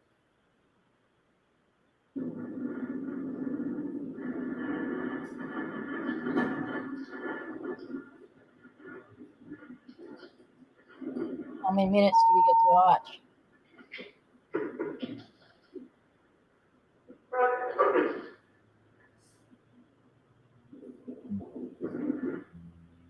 In the darkness, in the snow, in the blizzard, in those conditions, the defendant sitting in the back seat of the vehicle knows exactly where Mr. O'Keefe is. covered in snow, as you heard from all of the paramedics, from the civilian witnesses, from the first responders. The defendant knows exactly where he is. 6:07 a.m., Ms. McCabe calls 911. 6:08, the defendant leaves that 4 or 5 minute voicemail, leaving the phone in the car for some reason to Mr. O'Keefe's phone. 6:23 and 6:24 in the morning is when Ms. McCabe conducts those Google searches. 7:50 in the morning is when Mr. O'Keefe is pronounced deceased at Good Samaritan Hospital. 4:13 to 4:20 p.m. is when the defendant's SUV is towed from her parents' house in Dighton. 5:20 p.m. is when the search team arrives in the area of 34 Fairview Road to conduct the search of evidence. 5:30 p.m. is when the defendant's vehicle arrives at the Canton Police Department south. To circle back for a moment to Mr. O'Keefe, to his families, to his friends, and to his relationship with the defendant. You heard testimony from Paul and Aaron O'Keefe that they liked the defendant, that they thought he was good for John, thought he was good for the kids. All outward appearances of the relationship were good. You heard testimony from the children that that was not true behind closed doors. But Paul O'Keefe testified that he told the defendant's parents this, that he liked Ms. Reed, that he thought that she was good for John, thought that she was good for the kids, weeks before John's murder.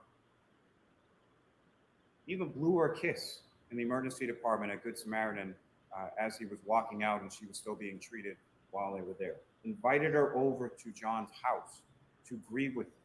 Invited her to sit down with him while he explained to their nephew Patrick about John's passing.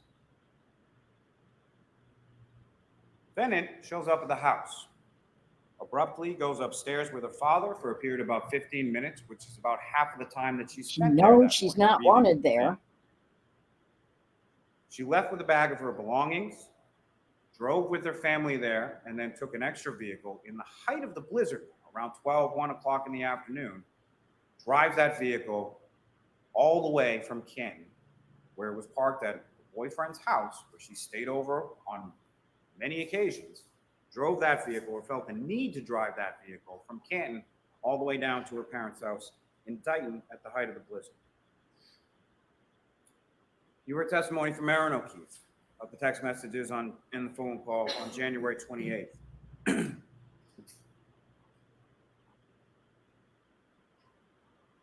Heard that Aaron O'Keefe called the defendant on the morning of the 29th because she was concerned for her. She wanted to know what was going on with someone she considered her friend. The defendant yells, "John is dead." Ms. Robertson grabs the phone and then updates Aaron O'Keefe as to what's going on with John. Aaron O'Keefe again calls back later because she's concerned for someone that she considered her friend. How does the defendant respond? These are some of the little things. Defendant indicates to Ms. O'Keefe that she just has to remember the bad times and indicates to her, "I don't think I'll ever see you guys." This is after she's done her quick in and out at One Meadows Ave and is now with her parents or with her father, driving that car, essentially taking the murder weapon from Canton and bringing it down to her parents' house in Dighton. She's indicating over the phone to Aaron O'Keefe, "I don't think I'll ever see you guys." Why? If she didn't kill John, why would she say that? You heard a lot of testimony about New Year's Eve and Aruba. Take a look at John's You heard mom. the testimony from Miss O'Keefe in That's regards why. to them exchanging, her and the defendant exchanging text messages on the flight down, arranging times to meet up. And then the defendant telling Aaron via text message that she caught Johnny kissing Laura's sister in the hotel lobby. She got into an argument about it, and then they never met up. Meaning the defendant, Mr. O'Keefe, got into an argument about it, and she and Aaron O'Keefe never ended up meeting up in Aruba. You heard testimony consistent from Laura Sullivan, Marietta Sullivan, as well as the children. The kiss never happened. It never would happen based on the relationship, the godfather relationship that John O'Keefe had with Laura Sullivan, her family, and particularly Laura Sullivan's child. The defendant persists with this unfounded suspicion and accusations of infidelity in her text messages with Mr. O'Keefe, in her text messages with Mr. Higgins, where she's accusing Mr. O'Keefe of making out in the lobby with Marietta Sullivan. Both of the Sullivans and the children have the defendant and Mr. O'Keefe following this incident with Marietta Sullivan going into a room. Both of the children testified that they're in that room for about 20 to 25 minutes and they're arguing about the defendant indicating that Mr. O'Keefe kissed someone in the lobby. And you have Laura Sullivan's testimony about 20 to 25 minutes after her sister comes out and states her displeasure about the defendant. It's about 20 to 25 minutes before Mr. O'Keefe comes out, and then he and Ms. Sullivan have a conversation. Ms. Sullivan indicates that Mr. O'Keefe's phone is essentially blowing up, lighting up with calls and texts from the defendant. I would submit similar to the afternoon of January 28th. Mr. O'Keefe says she's crazy and he needs to take this and goes off from her. Ms. Sullivan has later conversations with Mr. O'Keefe on this Aruba trip, asks him if he's okay, asks him if he's happy. She indicated in her testimony that Mr. O'Keefe shrugs it off and says it is what it is. You heard testimony from the children about the arguments in the weeks and the months. And I know this is a displeasure to the defense counsel that the children came in and actually testified as to what happened behind closed doors in the house. But you don't care. They both recall frequent fights. They both recall Mr. O'Keefe trying multiple times to break up with the defendant, asking her to leave the house, the defendant refusing to leave the house. His niece, Kaylee, John tried to diffuse, he tried to walk away, and the defendant would follow each time during each argument. They both indicated that Mr. O'Keefe had told the defendant that the relationship had run its course, similar to language within the text messages you have between the defendant and Mr. O'Keefe. That Mr. Where the O'Keefe was defendant arguing, Are we again, done? Are we mirroring through? those Do you text want this messages over? from January 28th, leading up into going out to see if McCarthy is eventually the waterfall, and the defendant killing Mr. O'Keefe in the early morning hours of January 29th. Is he We have done? testimony in regard to the ring camera.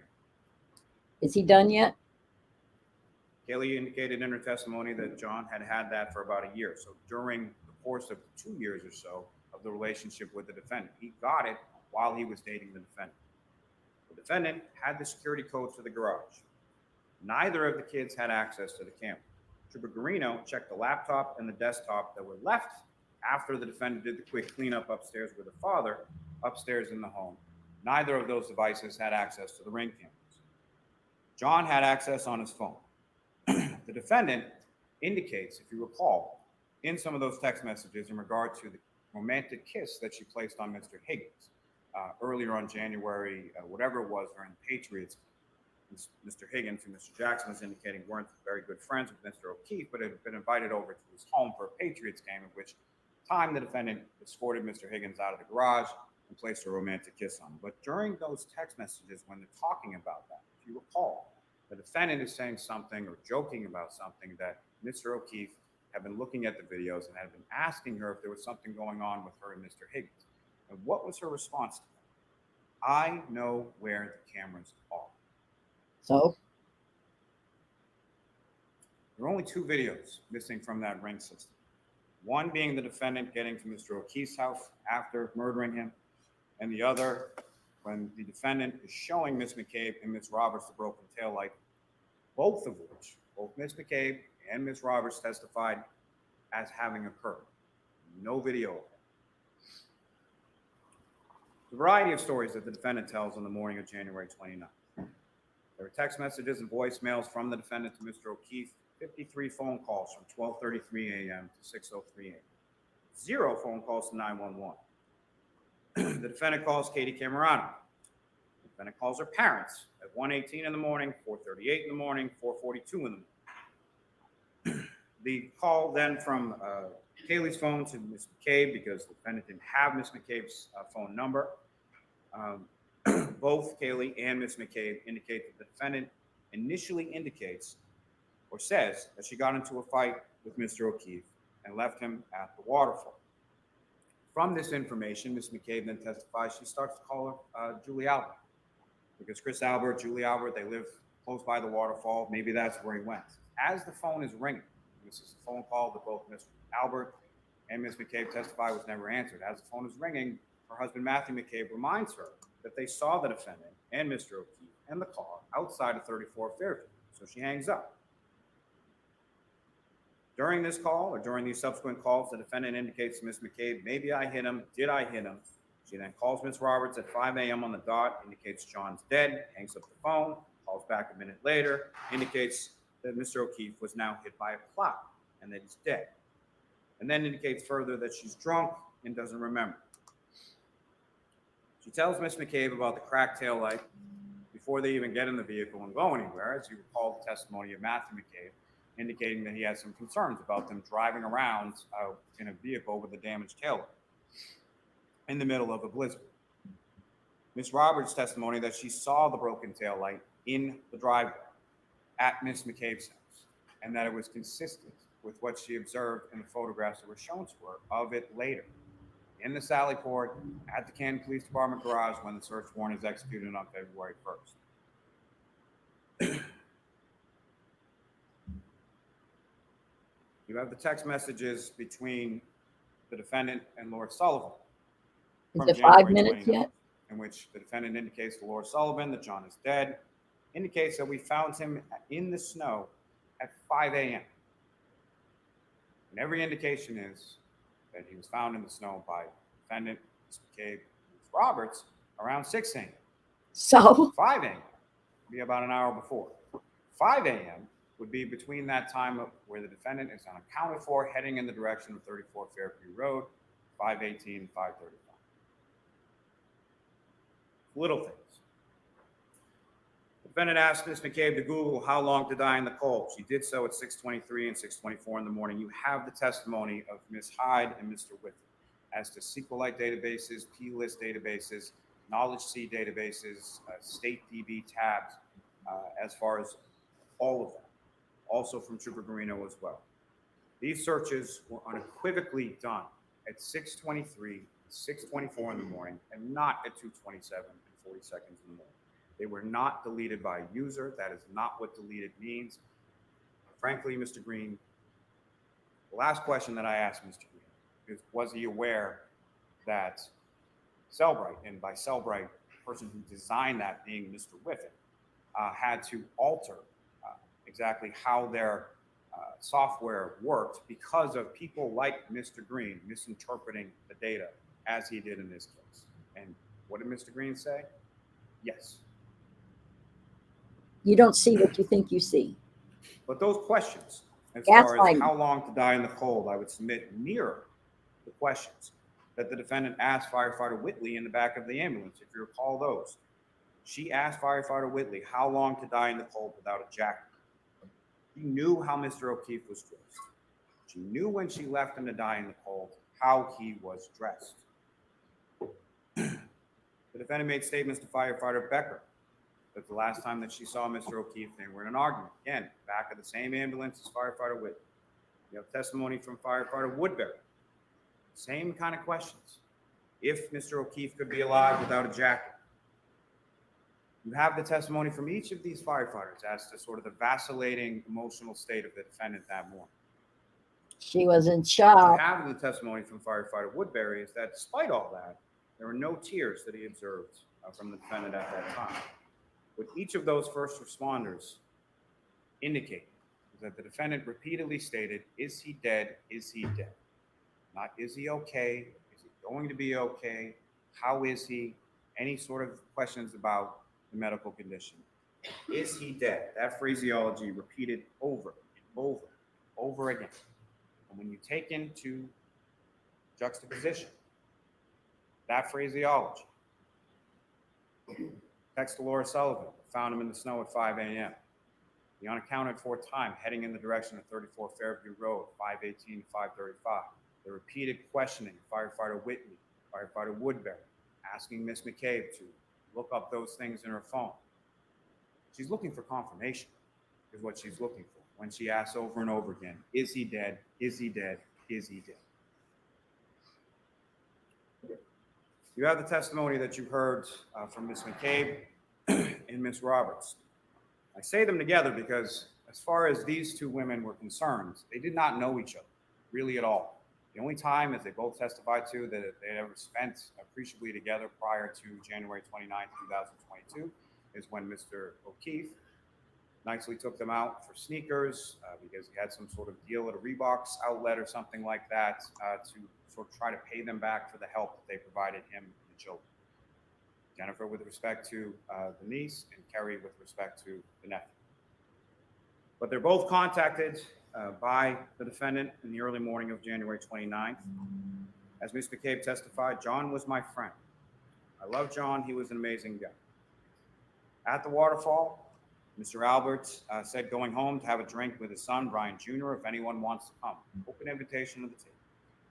She said to Mr. O'Keefe and the defendant, you guys should come. Both the defendant and the victim indicated that they wanted to come and that they were. She describes the phone calls and the text messages that she receives from Mr. O'Keefe that she's providing directions. She indicates she's providing them directions to go down Chapman. She describes how that is. And you've heard this testimony from a couple of different witnesses as far as the steepness as you're going down Chapman, as you're going down Fairview of coming off of Chapman. That you first go down a big steep hill. It flattens out for a little bit, and then you go down a second, 2 hills going down on Chapman. Matching the GPS native location and the health data as far as where Mr. O'Keefe's phone is, a half mile away from 34 Fairview Road at the time that his health data is reporting that he's ascending or descending 3 flights of stairs. You hear the testimony from Ms. McCabe as far as the last time that she spoke to Mr. O'Keefe. She's still trying to provide directions to Fairview because Mr. O'Keefe has never been there before and neither has the defendant, which is further corroborated in Trooper Garino's testimony as far as the vehicle passing by Fairview and then coming back in on the other side, having to reverse direction. But she's giving directions and she indicates that she uses a house that Mr. O'Keefe will be familiar with, that belonging to Bella or Bella's mom. Bella's mom is an ex-girlfriend for a short period of time, a long time ago. However, in the defendant's mind, it's so prescient on her mind that she's still talking about it the next morning or later on that morning when she's riding, going towards Fairview Road with Miss Roberts and Miss McCabe in Miss Roberts' car. She's still talking about it at that time. It's that much on her mind. Can you say she was insecure Ms. about McCabe the indicated, relationship? that she looked out and she saw the vehicle initially in front of the front door, as did Mr. McCabe, as did Brian Albert Jr., as did Julie Nagel, as did Brian Nagel, and the vehicle moved up several times or several spots to where it was then positioned. Initially at some point in front of the door, then it moves up further so that it's in the area of the fire hydrant and the flagpole where Mr. O'Keefe's body was discovered later on that morning, at least by Ms. McCabe and Ms. Roberts, and then moves up further beyond that. And I say that in the sense of it moves up further beyond that with sufficient distance for it to then go in reverse for 62.5 feet at 24.2 miles per hour, striking Mr. O'Keefe and leaving him where he was found later on the 29th. I have to pause. I don't know, maybe you will enjoy a pause here. Doggy needs to go out. So I'll be right back.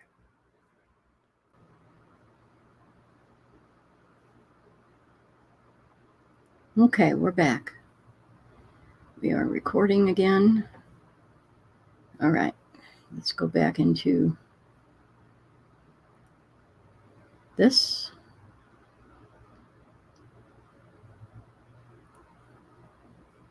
What am I looking for?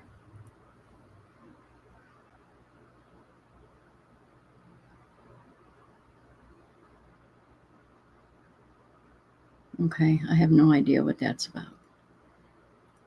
Again, the testimony from Ms. McCabe that about 12:40 when she's texting him, she indicated in her testimony she couldn't be certain if Mr. O'Keefe was still out front or had left at that point. She wakes up to a phone call from John's niece, Kate, at 4:53 in the morning. This is from an 8th grader, 14-year-old girl. That's why she answers the phone at 4:53 in the morning. She then hears the defendant screaming loudly over and over again, Jen, Jen, Jen. John didn't come home, got in a fight, left him at the waterfall.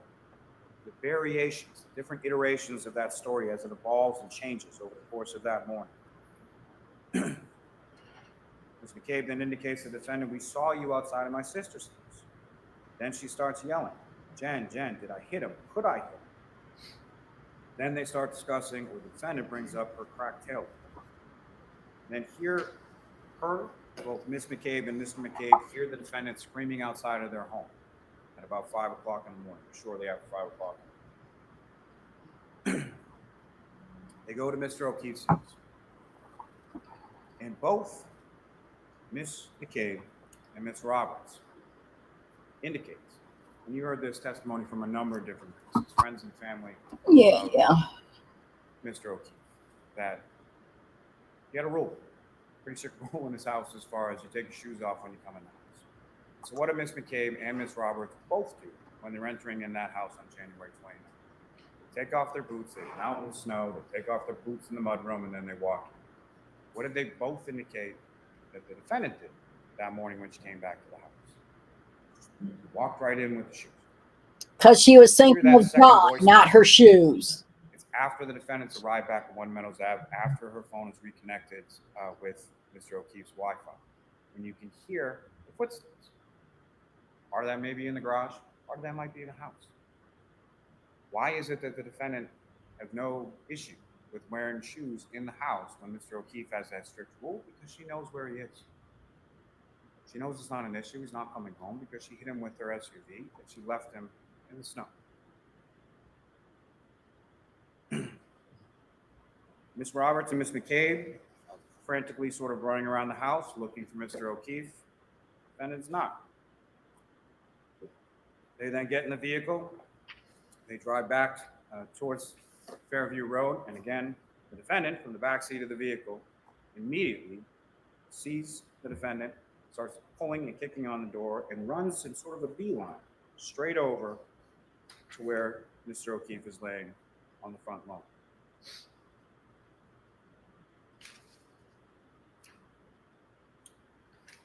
We have the testimony from Ms. Roberts as far as John's phone. John's phone, when the firefighters pick him up, and you recall several witnesses testifying about that, pick him up on the scoop stretcher and then bring him over to the ambulance while they're conducting resuscitative efforts trying to save Mr. O'Keefe's life. But Ms. Roberts indicated that she observed underneath only the phone on the grass. On the grass in the area that is completely covered in snow in every other area except under Mr. O'Keefe, which I would submit indicates how long Mr. O'Keefe has been there. Now recall, around 12 o'clock or so is when it starts to snow and it starts to stick a little bit. And you heard all that testimony. And I know it was a lot of testimony about snow, a lot of testimony about weather, but there's a purpose to that. There's a point to that, okay? As far as the grass underneath Mr. O'Keefe's body, where his cell phone was, Ms. Roberts observed some 6 hours later after it starts snowing, it's still visible only under Mr. O'Keefe where his body is. Because his body warmth melted it, so shut up. Now, on top of that, you also have hours of ring videos of the driveway as far as shoveling and Paul O'Keefe and other people snow blowing and shoveling. As to there being no snow under him, indicating that he was out there since 12:30. It didn't really start coming down until like 2:30 or so. It was accumulating. But the little bit of body heat that John O'Keefe still had when he was placed out there melted what was underneath him, because it was also testified that his clothing was soaking wet. Matter of fact, it was Trooper Proctor who said that. The clothes were sopping wet. Okay? I can't. And all those kinds of things. There's a purpose to that as well.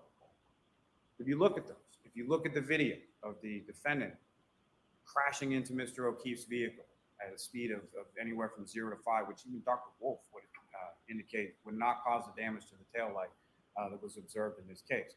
You know what you don't see? You don't see snow move off Mr. O'Keefe's vehicle when they come into contact. You don't see any red or clear plastic pieces in the snow. And if you look at those stills, not the ones that counsel put up there during his closing, but if you look at each of the video and the stills, you can see the damage consistent with the taillight at each and every point. You see the damage consistent with the taillight from the 507 video. You see the damage consistent from the 822 video from Lieutenant Ray from the cruiser camera video when he's pulling into the driveway. You see the damage consistent from the Dighton video at the defendant's home. You see the damage consistent from the right here, February 1st, 2022, when the search warrant is conducted and Ms. Hartnett removes all those pieces from the vehicle. The weather is also important when it comes to the hair. The magic hair, as Mr. Jackson likes to call it. See, the magic hair was actually frozen to the vehicle, as was the glass to the bumper, because the vehicle looked like that on the left when it was caked in snow, when Officer Barrow saw it in the driveway in Dighton as they were wading through 1.5 feet of snow, walking up, because remember, they didn't even pull into the driveway because they had to have someone come down and plow it before they could get into it. That's what the vehicle looked like. What you can see, however, is the damage to the taillight, to the side of that taillight, consistent with it. So that hair, that 7/8 of an inch hair, was frozen to the side. And as you remember, the testimony from Sergeant Buchanan about the heated condition of the Canton Police Department garage, and that's one of the reasons that they took it there. Then wouldn't The it other slow barracks off the that they could have vehicle kept as it, it we didn't melted? have that heated condition. So yes, Huh? after it's been in there from January 29th, about 5:30 p.m. until February 1st, when they conduct the search warrant, the hair isn't still frozen as it's contained within a heated garage, and the pieces of glass on the rear bumper have melted. The snow has melted, as you can see from left to right. The weather, also important, I would submit, weather was a weapon. Remember, the cause of death here is not just blunt impact injuries, it's blunt impact injuries and hypothermia. You heard all that medical testimony in relation to it, and you heard all that testimony in relation to the snow and the weather and the wind. Wind gusts up to 37 miles per hour while he's out, Mr. O'Keefe is out there in just a shirt and jeans. Now, you heard also testimony from Ms. Roberts in relation to the injuries she observed to Mr. O'Keefe, that initially on scene, there was one eye that was swollen, not the other. That's indication of the swelling that Dr. Scortibella was testifying to, and no indication of physical altercation. And then both eyes being swollen when Ms. Roberts viewed Mr. O'Keefe's body after his passing at the Good Samaritan.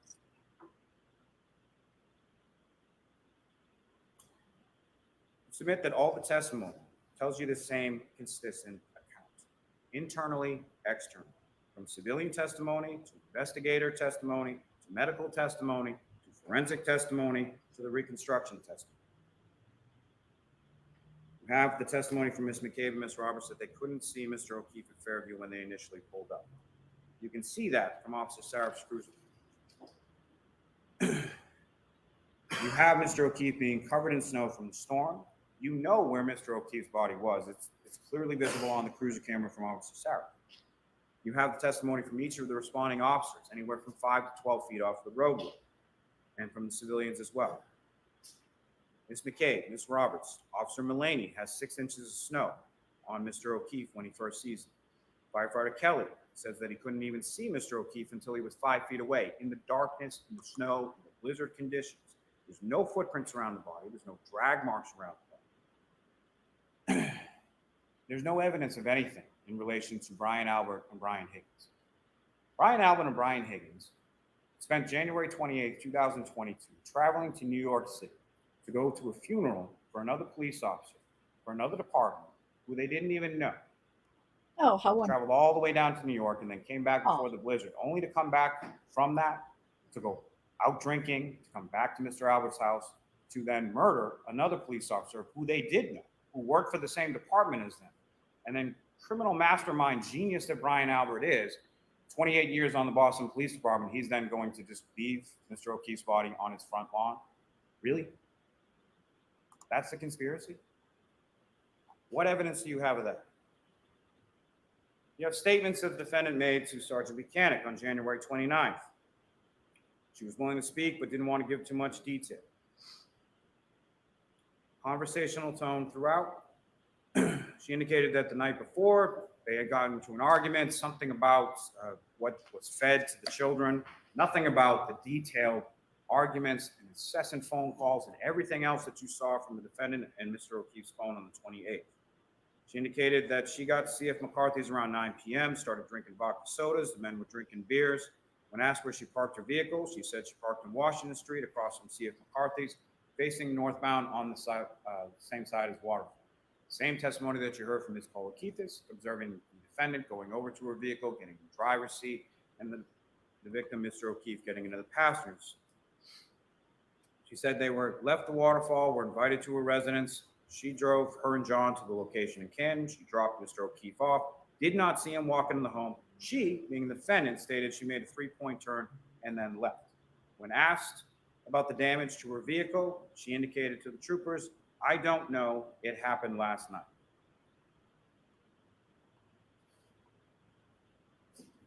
June 2022, you have that other recording of that other version that she now has evolved into, as far as stating to Sergeant Buchanan, "Are you aware that John was beaten up by Brian and Colin Albert? We're all in on the same joke, right? John was pulverized and my taillight was cracked." What evidence do you have of that? Mr. O'Keefe never went in the house. You have testimony from Nicole Albert, Brian Albert, Jennifer McCabe, Matthew McCabe, Caitlin Albert, Brian Albert Jr., Sarah Levinson, Julie Nagel, all indicating never went in the house. John O'Keefe's phone never went in the house, from the testimony and the data points that you have from Trooper Guarini. All You know how Mr. O'Keefe was dressed, and you know the defendant knew that. You have the testimony from Kurt Roberts, Jennifer McCabe, Matthew McCabe, Karina Kolakithis, Nicholas Kolakithis, Brian Albert, Nicole Albert, Brian Higgins, all indicated in their testimony, and the defendant knew, based on her questions to the firefighters the next morning, that Mr. O'Keefe was not dressed for the weather when he left the Waterfall. The weather was a weapon. You have the testimony about the car, the defendant's car being there in front of the house, moving multiple times. You have that from multiple sources. You have that from Matthew McCabe. You have that from Jennifer McCabe. You have that from Brian Albert Jr. You have that from Julie Nagel. You have that from Ryan Nagel. You have the testimony of Ryan Nagel, Ricky D'Antonio, and Heather Maxson. Ms. Maxson indicated she saw a male passenger, female operator, as the vehicle was turned. Remember, they're coming towards Fairview at the same time. The defendant, after conducting that reverse, a three-point turn on Cedar Crest, is then taking a right onto Fairview, while Mr. Nagel, Mr. D'Antonio, and Ms. Maxson are taking a left onto Fairview. Mr. Nagel indicates that Mr. D'Antonio then flashes lights. During that time, Ms. Maxson can see inside the vehicle. She sees a male passenger. She sees a female operator. They follow the vehicle as they're turning onto the street. Lo and behold, they're going to the same residence. They park. There's nothing in between them and the defendant's vehicle. They indicate that at no time do they see anybody get out of the vehicle. At no time do they see any damage to the vehicle, or it hasn't happened yet. At no time do they see anyone leave the vehicle and go into the house. The vehicle moves up on different successive occasions, as testified to by Mr. Nagel and several others. And then as they're passing that vehicle, Mr. Nagel indicates that he sees a female operator in the vehicle with the dome light on. Interesting, when I asked Mr. Nagel, as far as when Julie Nagel came out to the vehicle, did he roll down the window or did he open the door? He indicated he opened the door. And I asked him, what happened when you open the door? What happens when you open the door to a vehicle? The dome light comes on. So there's a reason I would submit, or the inference that you can make, is that no one sees Mr. O'Keefe in the vehicle because that's the moment he steps out of the vehicle. And then they're gone. The Nagels, Ryan Nagel, Ricky D'Antonio, and Heather Maxson drive away from that. We heard the testimony from Julie Nagel and Sarah Levinson, the peanut butter and jelly sandwich conversation they have with Ms. McCabe, which while they're pulling away from the house, where everybody's attention is drawn, Ms. McCabe is turned around facing both of them in the backseat. Ms. Nagel is facing Ms. Levinson on the passenger side, looking out the window towards 34 Fairview Road. Ms. Levinson is looking back at Ms. Nagel away from that area, in which Ms. Nagel indicates that she sees a 5 to 6 foot dark blob on the lawn near the pole in the hydrant, which is just where Mr. O'Keefe is discovered the next morning. You have testimony recalled, and you have text messages in regard to Colin Albert when he gets picked up from Colin. Mr. Lally, 5 minutes. Yes, Thank God. Colin Albert, Miss Allison McKay, Brian Albert, Nicole Albert, Caitlin Albert, Brian Jr., all indicating that he was picked up around that time at 12:10 a.m. You have the testimony from Chris and Julie Albert, his parents, as far as when he comes home, kisses them goodnight before he goes to bed. You have that testimony in regard to Chris Albert, as far as how John O'Keefe and the defendant come to be at the waterfall in the first place, as far as John O'Keefe and his nephew coming in earlier in the day, getting a couple slices of pizza. What are you doing later on? Contained within those texts. You have the testimony from Lieutenant O'Hara, Lieutenant Tully, Sergeant Mechanic about those items being recovered. And in particular, the items being recovered on January 29th by that search team. What did Lieutenant O'Hara say? The items were found close to the curb. The items were at ground level. 3 feet of snow that they had to sift through in order to find those particular things. The detail or the delay in the recovery of evidence. The photos in the video, most of which you have in evidence, is earlier in the storm. This is before the 18 inches of snow falls down, before there's drifts and 3 feet of snow in places. They found the evidence where it had been at that same ground level, in the grass, under the snow, at 34 Fairview Road.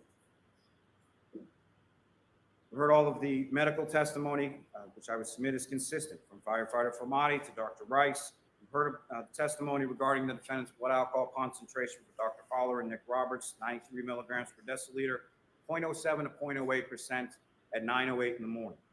We heard it, Mr. Roberts' testimony in regard to the retrograde extrapolation, 0.13 to 0.29, extrapolating back to the time of the operation. The defendant admits to drinking vodka. It's on the receipts from C.F. McCarthy's and from the waterfall. And you have the witness testimony in the surveillance video in regard to it.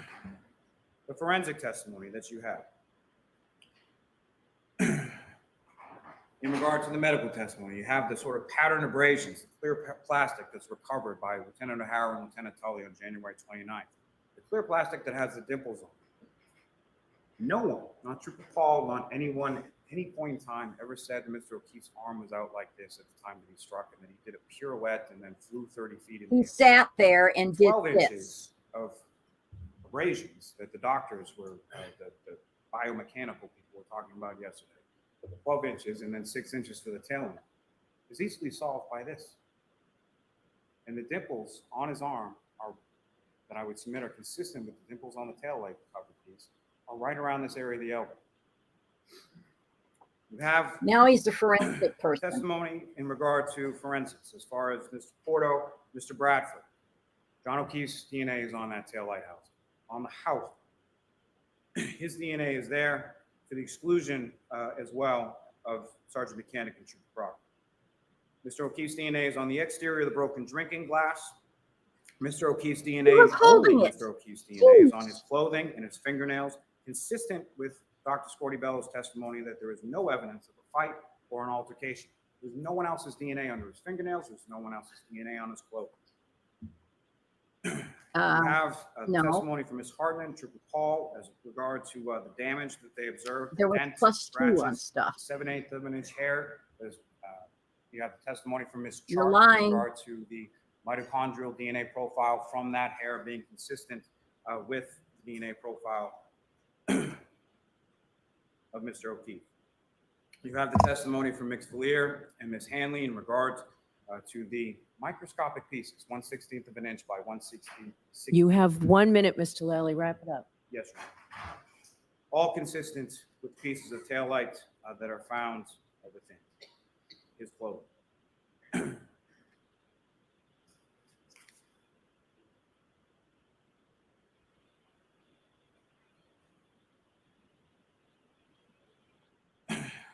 Ms. Gilman, if I could. You got less than a minute. 6:05. This is what this vehicle looks like backing up at that speed for approximately that distance. On a straight road, which Fairview isn't. There's another years and years ago. Started practicing in Norfolk County, in Braintree, what is now Quincy.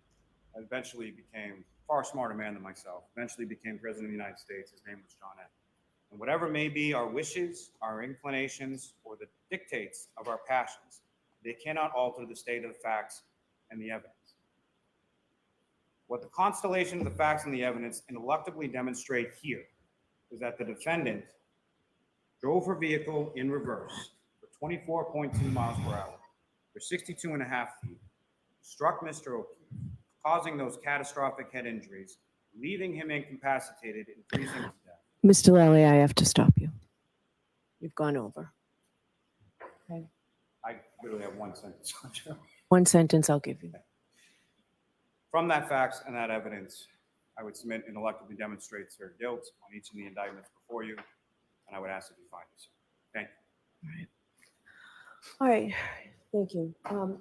Jurors, I have my instructions in the law I'm going to give you. My guess is it's probably about an hour. I'd like to start it now, but does anybody need a short break? We can take a short break. Okay, we'll come back in 5 minutes. Jurors, leaving your notebooks under your chairs. All rise, jury out. You are muted. I am exhausted. I'm so tired of on and on and on. Clear and concise is not in his vocabulary.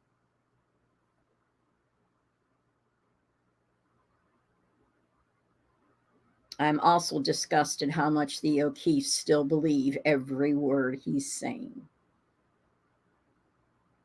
You can tell by their reactions.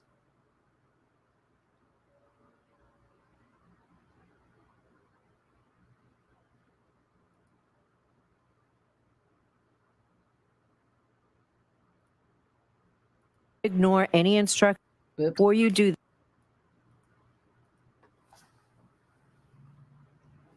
I'll let it play because I'm an idiot. Okay, I'm in my corner. Mic is on. Timer is showing I'm recording.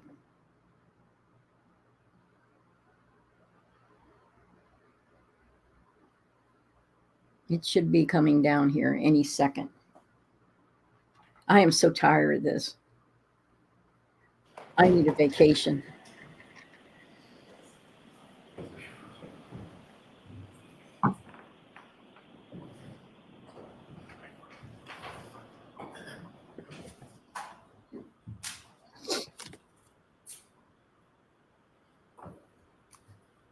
Yes.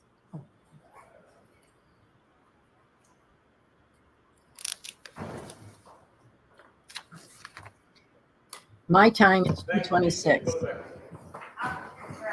The jury is already deliberating while I'm. All right, jurors.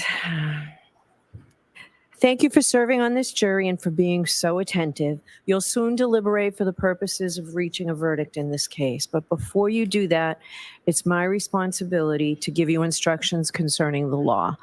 The instructions are divided into 3 parts. The first is general instructions that are provided in every criminal case. The second, specific instructions concerning the crimes alleged in this case. And third, guidelines for your deliberations. Please listen carefully to all of the instructions. Do not ignore any instruction or give special attention to any other instruction. To make sure that I give you the instructions accurately, I will read them to you. You will also get a written copy. I'll probably send in 3 or 4 to the jury so that you can refer to it in the jury room during your deliberations. I will try to make sure that my oral instructions match the written instructions. If there is any difference between what I say aloud and what the written instructions say, please follow what I say aloud. You must take the law as I give it to you. You may not quarrel with it. You can't do that regardless of any opinion you may have as to what you think the law ought to be.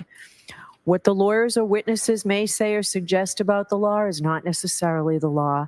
That's because it's my responsibility as the judge and mine alone to instruct you on what the law is. So I now will turn to part 1 of the instructions, the general instructions that apply to all criminal cases. As I explained to you at the beginning of the trial, there is a fundamental rule that applies in all criminal cases, including this case. Every person who is accused of a crime is presumed to be innocent of that crime. Ms. Reed is presumed innocent of the charges in this case. That means you must consider Ms. Reed to be innocent unless the prosecution is proved beyond a reasonable doubt through evidence presented during the trial that Ms. Reed committed the crimes charged. I will explain reasonable doubt in just a moment. Ms. Reed does not have to do anything to convince you that she is innocent. She does not have to explain anything. Ms. Reed does not have to testify, call or question witnesses, or provide any evidence at all, because you must presume she is innocent. Instead, it is up to the Commonwealth to prove the charges against Ms. Reed beyond a reasonable doubt. The burden of proof never shifts to the defendant. After you have considered all the evidence carefully and fairly, if you have a reasonable doubt about Ms. Reed's guilt in a particular charge, then your verdict must be not guilty on that charge. You may find Ms. Reed guilty of a charge only if all 12 deliberating jurors agree that the Commonwealth has proved the charge beyond a reasonable doubt. What is proof beyond a reasonable doubt? The term is often used and probably pretty well understood, though it is not easily defined.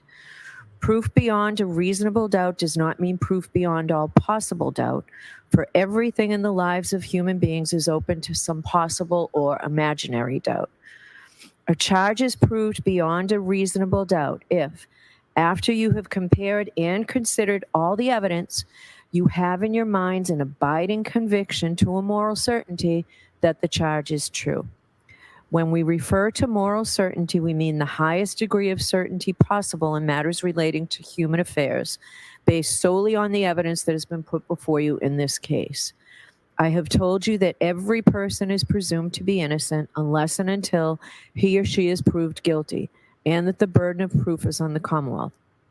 If you evaluate all the evidence and you still have a reasonable doubt remaining, the defendant is entitled to the benefit of that doubt and must be acquitted. It is not enough for the Commonwealth to establish a probability, even a strong probability, that the defendant is more likely to be guilty than not guilty. That is not enough. Instead, the evidence must convince you of the defendant's guilt to a reasonable and moral certainty, a certainty that convinces your understanding and satisfies your reason and judgment as jurors who are sworn to act conscientiously on the evidence. This is what we mean by proof beyond a reasonable doubt. Now, how do you decide whether the Commonwealth has proven each element of an indictment is true beyond a reasonable doubt? Let's talk first about the roles we all have. You folks are the most important people in the courtroom. It all begins and ends with your function. You will determine the facts in this case, and that is your job and your job alone. You are the sole and exclusive judges of the facts. If there are any conflicts in the testimony, it is your job to resolve those conflicts if you can do so. Once you determine the facts, it is your duty to apply those facts to the law as I explain it to you, and to determine whether the Commonwealth has proven its case beyond a reasonable doubt.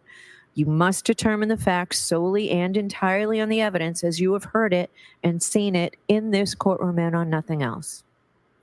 No prejudice, no bias, no fear, no favor. You must not be swayed by personal likes or dislikes. Your deliberations are no place for emotion or sympathy, passion or prejudice. The Commonwealth and Karen Reed have a right to have the case judged by fair and impartial jurors. All parties who come before the court stand as equals before you. Therefore, your verdicts must be based on the law as I've given it to you, and on the evidence and the facts that you find, and nothing else. You cannot allow yourselves to be influenced by any personal feelings you may have about the nature of the crimes with which Ms. Reed has been charged, or the consequences of your verdict. Just the cool, reflective, and impartial sifting of the evidence so that here in this courtroom, justice may be done. Now, your focus is on the evidence. I am the judge of the law. My job is to teach you the law that you must follow in this case. However, I have no opinion about how you decide this case. You should not consider anything I have said or done during the trial as reflecting any opinion by me about how you should decide this case. If you believe that I have an opinion about the facts of this case, you must disregard it. You must decide this case based solely on the evaluation of the evidence. Now, the arguments of the lawyers are not evidence. They are not witnesses. If a lawyer during argument made a mistake in summarizing the evidence or argued something not supported by the evidence, you must disregard it. It is the jury's collective memory of the evidence that controls the matter. Lawyers' objections are a proper part of the court's procedure and are not part of the evidence. So don't hold it against the lawyers or their client if they made objections, motions, or other requests. They are simply doing their job during a trial. There was testimony at trial that the lawyers interviewed witnesses when preparing for and during the course of the trial. You may not draw any unfavorable inferences solely from that fact. There is nothing improper about conducting such interviews. On the contrary, the lawyers are obliged to prepare their case as thoroughly as possible and may interview witnesses. Now, the verdict must be based only on the evidence and the jury's collective reasoning applied to the evidence in a fair and impartial manner. The extent to which you believe or disbelieve a witness or what an exhibit purports to show, the importance to give any testimony or other evidence is entirely up to your own good judgment. The evidence consists of the testimony of the witnesses and the exhibits in the case. There are some things you have heard about that have not been introduced into evidence, such as written statements by witnesses, police reports, autopsy, and accident reconstruction reports. Occasionally during the trial, you have heard references to such documents, and you may naturally wonder why neither side introduced any of them into evidence. The answer is that under our rules of evidence, such reports usually may not be admitted, although the parties may refer to them for certain limited purposes while questioning witnesses. So you should not hold it against any party that you do not have them, and neither should you speculate on what they may or may not contain. Similarly, as you view exhibits, you may find that some information has been removed because it is not relevant. Please ignore that and don't try to guess what may have been removed or why. Any information that you may have read, heard, or seen about this case outside of the courtroom is not evidence. My instructions to you and any other comments I made, the lawyer's opening and closing statements, and any comments they may have made are not evidence. Answers that I struck from the record and told you to disregard are not evidence. Only the testimony of the witnesses, that is, their answers to questions, and the exhibits are evidence.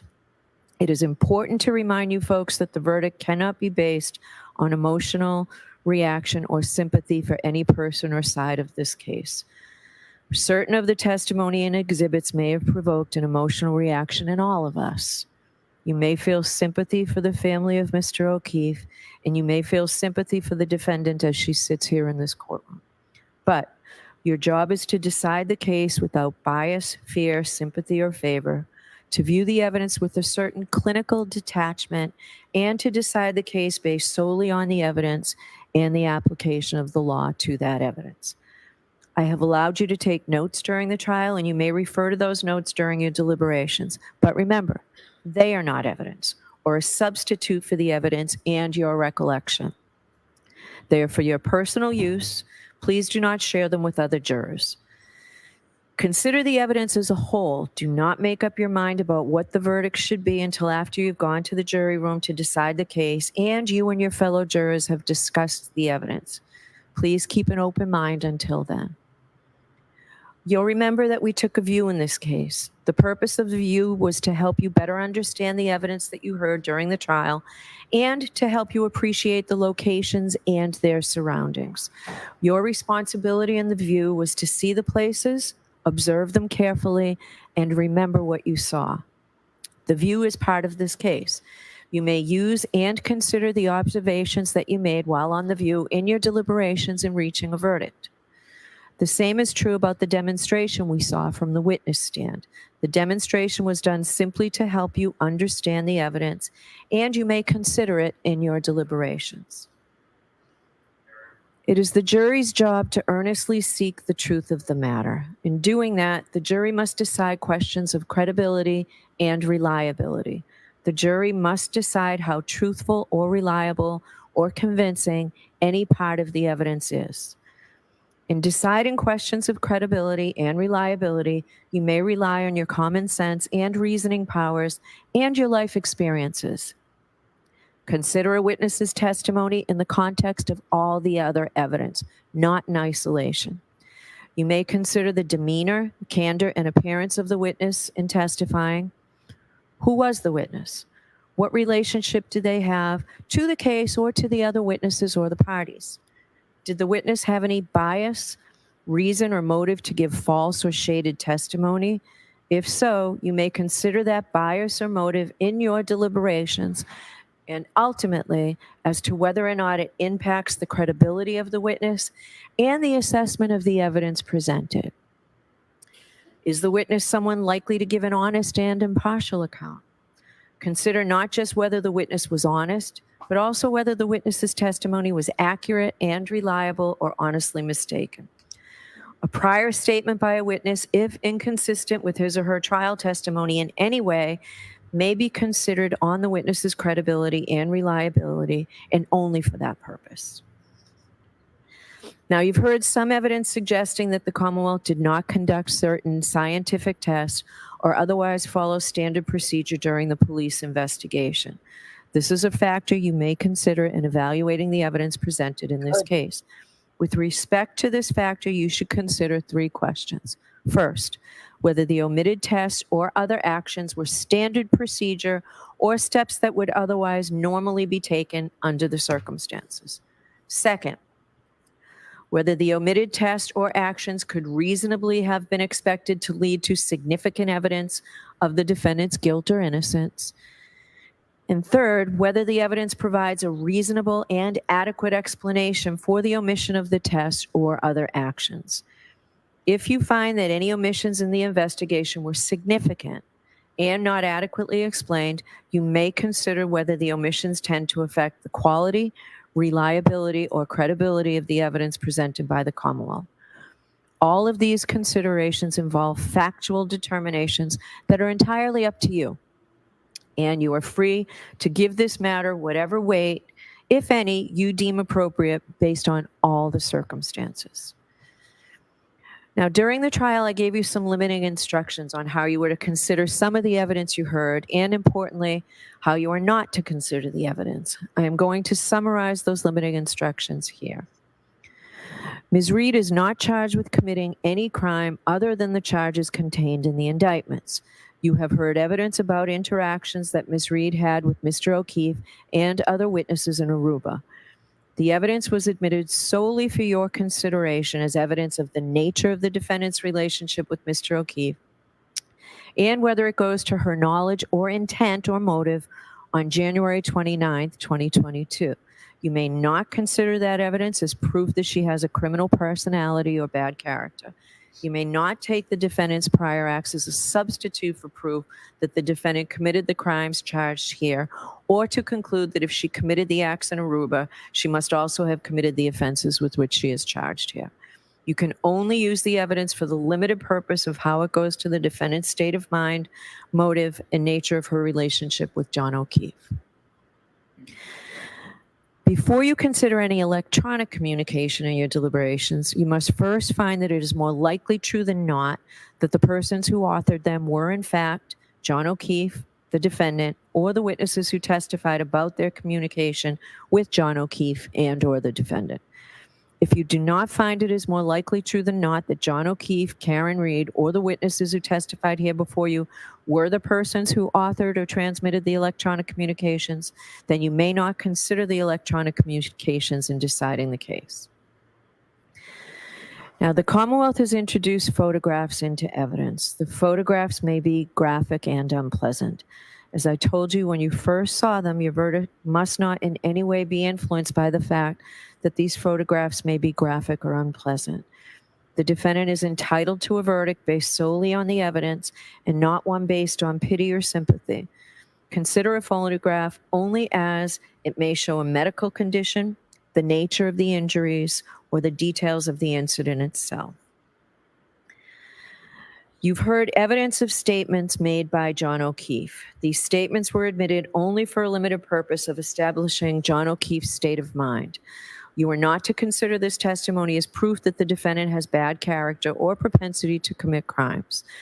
The testimony of witnesses recounting conversations with Mr. O'Keefe or messages the defendant's cell phone received from him can only be used as they go to the defendant's motive or intent on January 29th, and only if you find that the defendant was aware of John O'Keefe's state of mind at the time of the crime and would be likely to respond to it. There need not be direct evidence that the defendant learned of Mr. O'Keefe's state of mind, so long as you reasonably can infer from the evidence that she did learn of it. You've also heard testimony about statements allegedly made by Ms. Reed. Before you may consider any such statement, you are going to have to make a preliminary determination whether it can be considered as evidence or not, and for what purpose it may be used. You may not consider any such statement in your deliberations for the truth of any such statement unless, from all the evidence in the case, the Commonwealth has proven beyond a reasonable doubt that the defendant made the statement that she is alleged to have made, and that she made it voluntarily, freely, and rationally. In determining whether or not any statement made by the defendant was voluntary, you may consider all of the surrounding circumstances.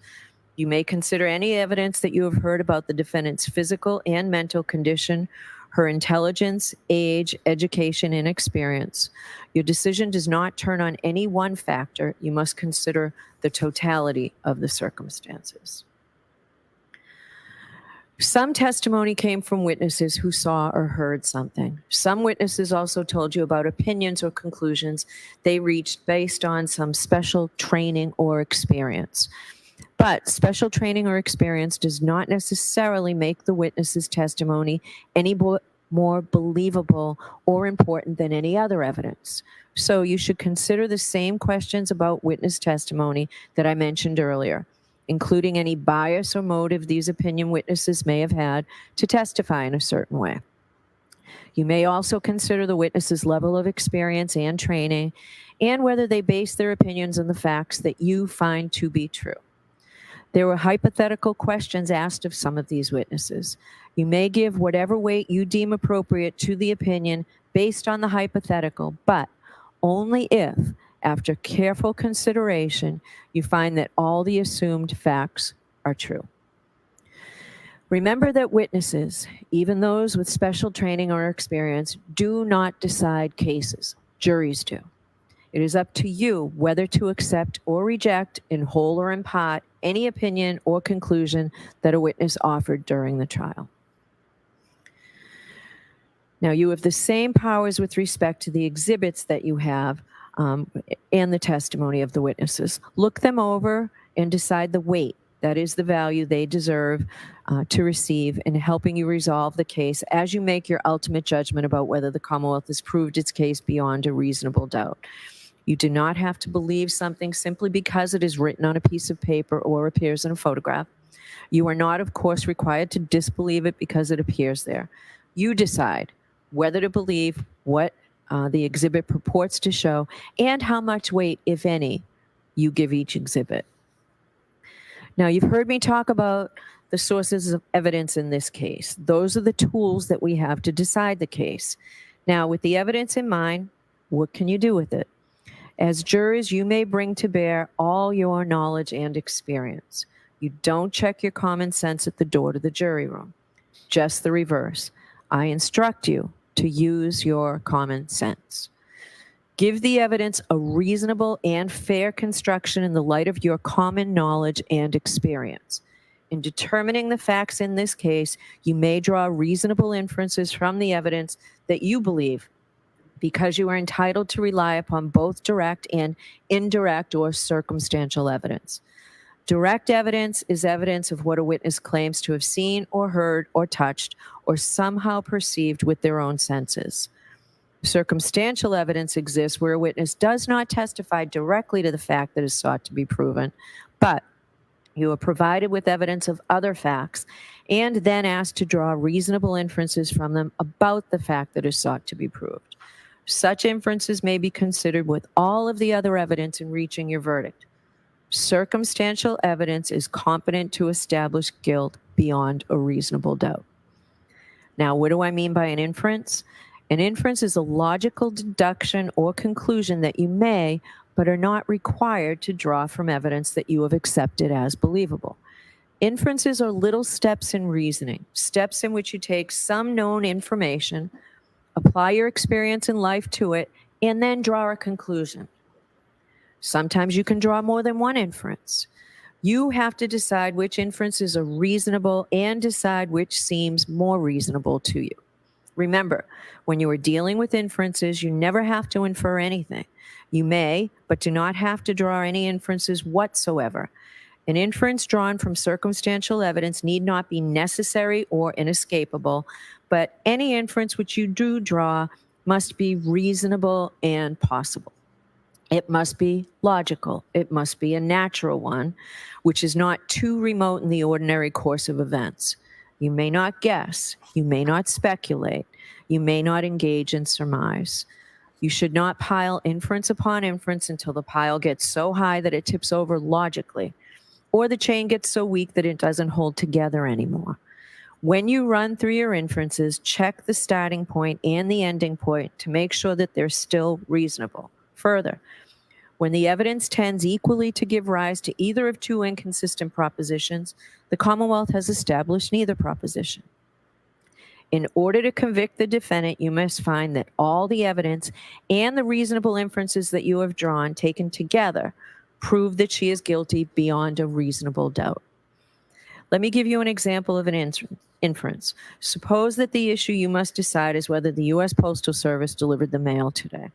If you go home and someone in your household, a child, roommate, or spouse, hands you the mail and states that he or she observed the letter carrier deliver the mail and retrieved it from the mailbox, this would be direct evidence that the U.S. Postal Service delivered the mail. The witness perceived the event with his or her own senses and told you what he or she observed. The issue you would have to decide is whether the witness is credible. On the other hand, if you go home from court and find mail in the mailbox, you may infer that it was delivered by the U.S. Postal Service today. You draw this reasonable inference based on the following known facts. The mailbox was emptied yesterday. You know that the mail is delivered by the U.S. Postal Service Monday through Saturday. The letters in the box are postmarked. You have exactly the same power in this case, not the power to speculate or to guess, but the power to draw reasonable inferences warranted by the evidence in the fashion I have just described. You may have noticed that the defendant did not testify at this trial. The defendant has an absolute right not to testify, since the entire burden of proof in this case is on the Commonwealth to prove that the defendant is guilty. It is not up to the defendant to prove that she is innocent. The fact that the defendant did not testify has nothing to do with the question of whether she is guilty or not guilty. You are not to draw any adverse inference against the defendant because she did not testify. You are not to consider it in any way or even discuss it in your deliberations. You must determine whether the Commonwealth has proved its case against the defendant based solely on the testimony of the witnesses and the exhibits. All right, that completes my first part of the instructions. Now I'm going to turn to the elements of the charges against Ms. Reed. The Commonwealth has alleged that on January 29, 2022, Ms. Reed did assault and beat John O'Keefe with the intent to murder him, and by such assault and battery did kill and murder John O'Keefe. Ms. Reed is charged with second-degree murder. In order to prove murder in the second degree, the Commonwealth must prove the following elements. First, the defendant caused the death of John O'Keefe. 2, the defendant intended to kill John O'Keefe or intended to cause grievous bodily harm to John O'Keefe, or intended to do an act which, in the circumstances known to the defendant, a reasonable person would have known created a plain and strong likelihood that death would result. I will now discuss each of these requirements in more detail. The first element is that the defendant caused the death of John O'Keefe. A defendant's act is the cause of death where the act is a natural and continuous sequence, results in death, and without which death would not have occurred. The second element is that the defendant intended to kill John O'Keefe or intended to cause grievous bodily harm to John O'Keefe or intended to do an act which, in the circumstances known to the defendant, a reasonable person would have known created a plain and strong likelihood that death would result. As you can see, the second element has three subparts, which I will call prongs, and the Commonwealth satisfies its burden of proof if it proves any one of the three prongs beyond a reasonable doubt. The first prong is that the defendant intended to kill John O'Keefe. This means that the defendant consciously and purposefully intended to cause John O'Keefe's death. The second prong is that the defendant intended to cause grievous bodily harm to John O'Keefe. Grievous bodily harm means severe injury to the body. The third prong is that the defendant intended to do an act which, in the circumstances known to the defendant, a reasonable person would have known created a plain and strong likelihood that death would result. Let me help you understand how to analyze this third prong. You must first determine whether the defendant intended to perform the act that caused the victim's death. If you find that she intended to perform the act, you must then determine what the defendant herself actually knew about the relevant circumstances at the time she acted. Then, you must determine whether, under the circumstances known to the defendant, a reasonable person would have known that the act intended by the defendant created a plain and strong likelihood that death would result. If you have a reasonable doubt as to whether Mr. O'Keefe's death was accidental because the death was caused by a negligent, careless, or mistaken act of the defendant or resulted from a cause separate from the defendant's conduct, you may not find that the Commonwealth has proved that the defendant intended to kill, intended to cause grievous bodily harm, or intended to do an act which, in the circumstances known to the defendant, a reasonable person would have known created a plain and strong likelihood that death would result. In deciding whether the defendant intended to kill, intended to cause grievous bodily harm, or intended to do an act which, in the circumstances known to the defendant, a reasonable person would have known created a plain and strong likelihood that death would result, you may consider any credible evidence that the defendant was affected by her consumption of alcohol. If the Commonwealth has proven both elements beyond a reasonable doubt, you should return a verdict of guilty. If the Commonwealth has failed to prove one or more of those elements beyond a reasonable doubt, you must return a verdict of not guilty. The next is manslaughter while operating a motor vehicle under the influence of liquor. In order to prove manslaughter while operating a motor vehicle, the Commonwealth must prove the following 5 elements. First, that the defendant operated a motor vehicle. Second, that she operated the motor vehicle upon a public way or in a place in which the public has a right of access. Third, that while the defendant was operating the motor vehicle, she was under the influence of intoxicating liquor and or the percent of alcohol in the defendant's blood was a 0.08 or greater. You'll have both these choices on the verdict slip. Fourth, that the defendant operated the vehicle wantonly or recklessly so as to create a high degree of likelihood that substantial harm will result to another. And fifth, that by such operation of the motor vehicle, the defendant caused the death of John O'Keefe. So to prove the first element, the Commonwealth must prove beyond a reasonable doubt that the defendant was operating a motor vehicle. A person operates a motor vehicle while doing all of the well-known things that drivers do as they travel on a street or highway, and also when doing any act which directly tends to set the vehicle in motion. A person is operating a motor vehicle whenever they are in the vehicle and intentionally manipulate some mechanical or electrical part of the vehicle, like the gear shift or the ignition, which, alone or in sequence, will set the vehicle in motion. To prove the second element, the Commonwealth must prove beyond a reasonable doubt that the defendant operated a motor vehicle in a public way. Any street or highway that is open to the public and is controlled and maintained by some level of government is a public way. This would include, for example, interstate and state highways, as well as municipal streets and roads. In determining whether any particular street or road is a public way, you may consider evidence, if any, about whether it has some of the usual indications of a public way. For example, whether it is paved, whether it has street lights, street signs, curbing, and fire hydrants, whether there are buildings along the street, whether it has any crossroads intersecting it, and whether it is publicly maintained. To prove the third element, the Commonwealth must prove beyond a reasonable doubt that while operating a motor vehicle, the defendant was under the influence of intoxicating liquor, that is alcohol, and or the percent of alcohol in the defendant's blood was a 0.08 or greater. I will now instruct you on both theories.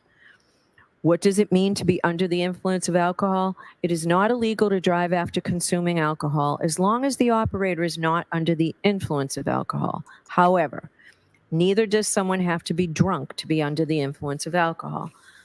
A person is under the influence of alcohol if they've consumed enough alcohol to reduce their ability to operate a motor vehicle safely by decreasing their judgment, alertness, and ability to respond promptly and effectively to unexpected emergencies. The amount of alcohol necessary to do this may vary from person to person. The Commonwealth is not required to prove that the defendant actually drove in an unsafe or erratic manner, but it is required to prove that their ability to drive safely was diminished by alcohol. You may rely on your experience and common sense about the effects of alcohol. You should consider any believable evidence about the defendant's alleged consumption of alcohol, as well as the defendant's appearance, condition, and behavior. In deciding this first theory of whether the defendant operated a motor vehicle under the influence of alcohol, you may also consider whether a blood test showed that the defendant had consumed any alcohol. However, no matter what the reading is, the blood test is not sufficient itself to prove that the defendant was under the influence of alcohol. Now, under the second theory, and again, both will be on the verdict slip and you should decide each one. The Commonwealth must prove beyond a reasonable doubt that at the time of operation, the percent of alcohol in the defendant's blood was a 0.08 or greater. The Commonwealth may prove a person's blood alcohol level by a chemical test or analysis of their breath or blood. In deciding whether the Commonwealth has proved the defendant's blood alcohol level beyond a reasonable doubt, you may consider evidence, if any, about whether the test was administered within a reasonable time of operation of the motor vehicle, whether the person who administered the test was properly certified, whether and how the pre-test procedures were followed and employed, whether the testing device was working properly at the time the test was administered, and whether the test was administered properly. You may also consider any other evidence pertaining to the test. Mr. Court Officer, I know it's traditional to not allow anybody in and out of the courtroom while I'm charging, so I'm going to ask you to follow that at this point. Thank you. It's distracting, and I don't want it to be distracting for you folks, okay?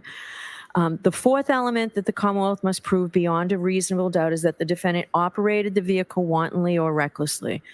A person drives recklessly when they ignore the fact that their manner of driving is very likely to result in death or serious injury to someone, or they are indifferent to whether someone is killed or seriously injured. It is not enough for the Commonwealth to prove that the defendant acted negligently. That is, acted in a way that a reasonably careful person would not.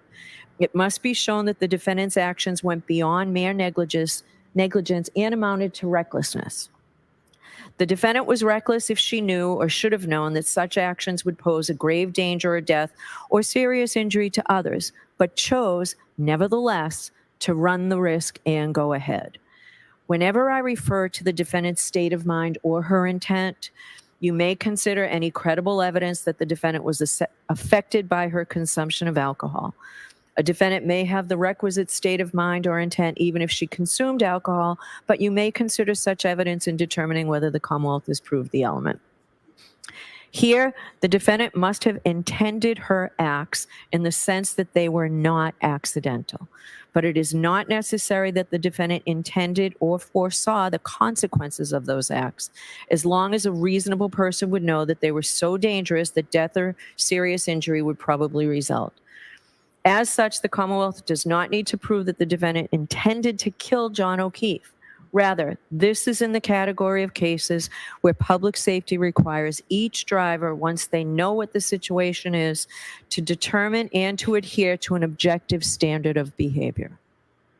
In determining whether the defendant drove recklessly, you should take into account all the facts of the situation: the defendant's rate of speed and manner of operation, the defendant's physical condition and how well the defendant could see and could control the vehicle, the condition of the defendant's vehicle, what kind of road it was and who else was on the road, what was the time of day, the weather and the condition on the road were, and what any other vehicles or pedestrians were doing, and any other factors, including the defendant's consumption of alcohol, that you think are relevant.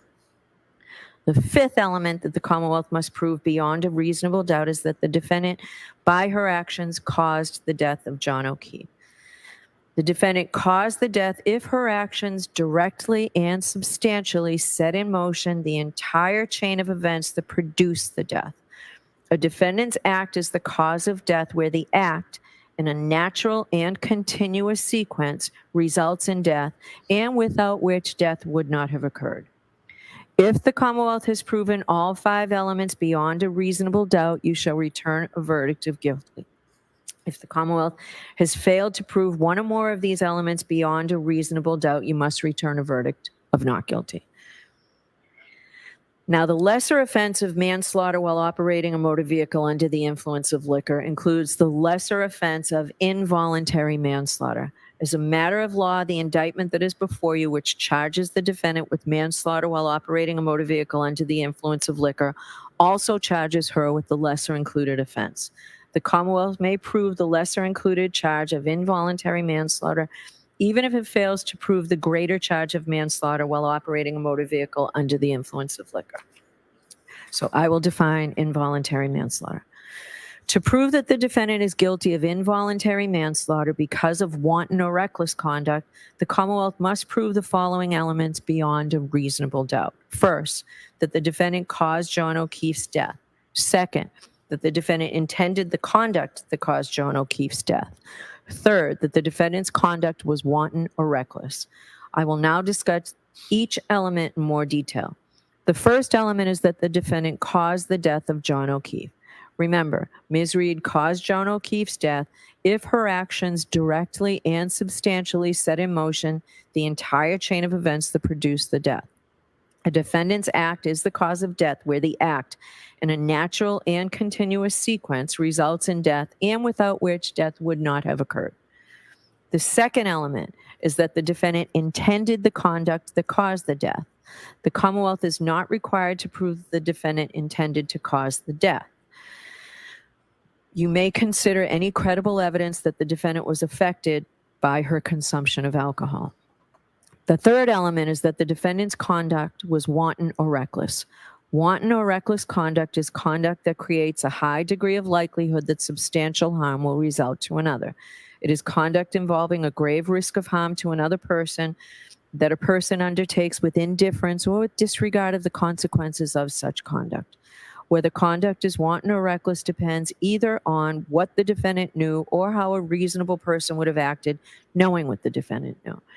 If the defendant realized the grave risk created by her conduct, her subsequent act amounts to wanton or reckless conduct, whether or not a reasonable person would have realized the risk of grave danger. Even if the defendant herself did not realize the grave risk of harm to another, the act would constitute wanton or reckless conduct if a reasonable person, knowing what the defendant knew, would have realized the act posed a risk of grave danger to another. It is not enough for the Commonwealth to prove the defendant acted negligently, that is, in a manner that a reasonably careful person would not have acted. The Commonwealth must prove that the defendant's actions went beyond negligence and amounted to wanton or reckless conduct, as I have defined them. In deciding whether the defendant knew or should have known her conduct created a high degree of likelihood that substantial harm would result to another, you may consider credible evidence that the defendant was affected by her consumption of alcohol. A defendant may have the requisite knowledge even if she consumed alcohol, but you may consider such evidence in determining whether the Commonwealth has proved this element. Now, the offense of manslaughter while operating a motor vehicle under the influence of liquor also includes the lesser offense of motor vehicle homicide, felony OUI liquor, and negligence. As a matter of law, the indictment that is before you, which charges the defendant with manslaughter while operating a motor vehicle under the influence of liquor, also charges her with the lesser included offense. The Commonwealth may prove the lesser included charge of motor vehicle homicide, even if it fails to prove the greater charge of manslaughter while operating a motor vehicle under the influence of liquor. You may find the defendant guilty of motor vehicle homicide only if you are not convinced beyond a reasonable doubt that the defendant is guilty of manslaughter, and you are convinced beyond a reasonable doubt that the defendant is guilty of motor vehicle homicide. So I will define that for you now. In order to prove the defendant guilty of motor vehicle homicide, the Commonwealth must prove the following 5 elements beyond a reasonable doubt. First, that the defendant operated a motor vehicle. Second, that she operated the motor vehicle upon a public way or in a place in which the public has a right of access. Third, that while the defendant was operating the motor vehicle, she was under the influence of intoxicating liquor and or the percent of alcohol in the defendant's blood was 0.08 or greater. Fourth, that while operating a motor vehicle, the defendant did so in a negligent manner so that the lives or safety of the public might be endangered.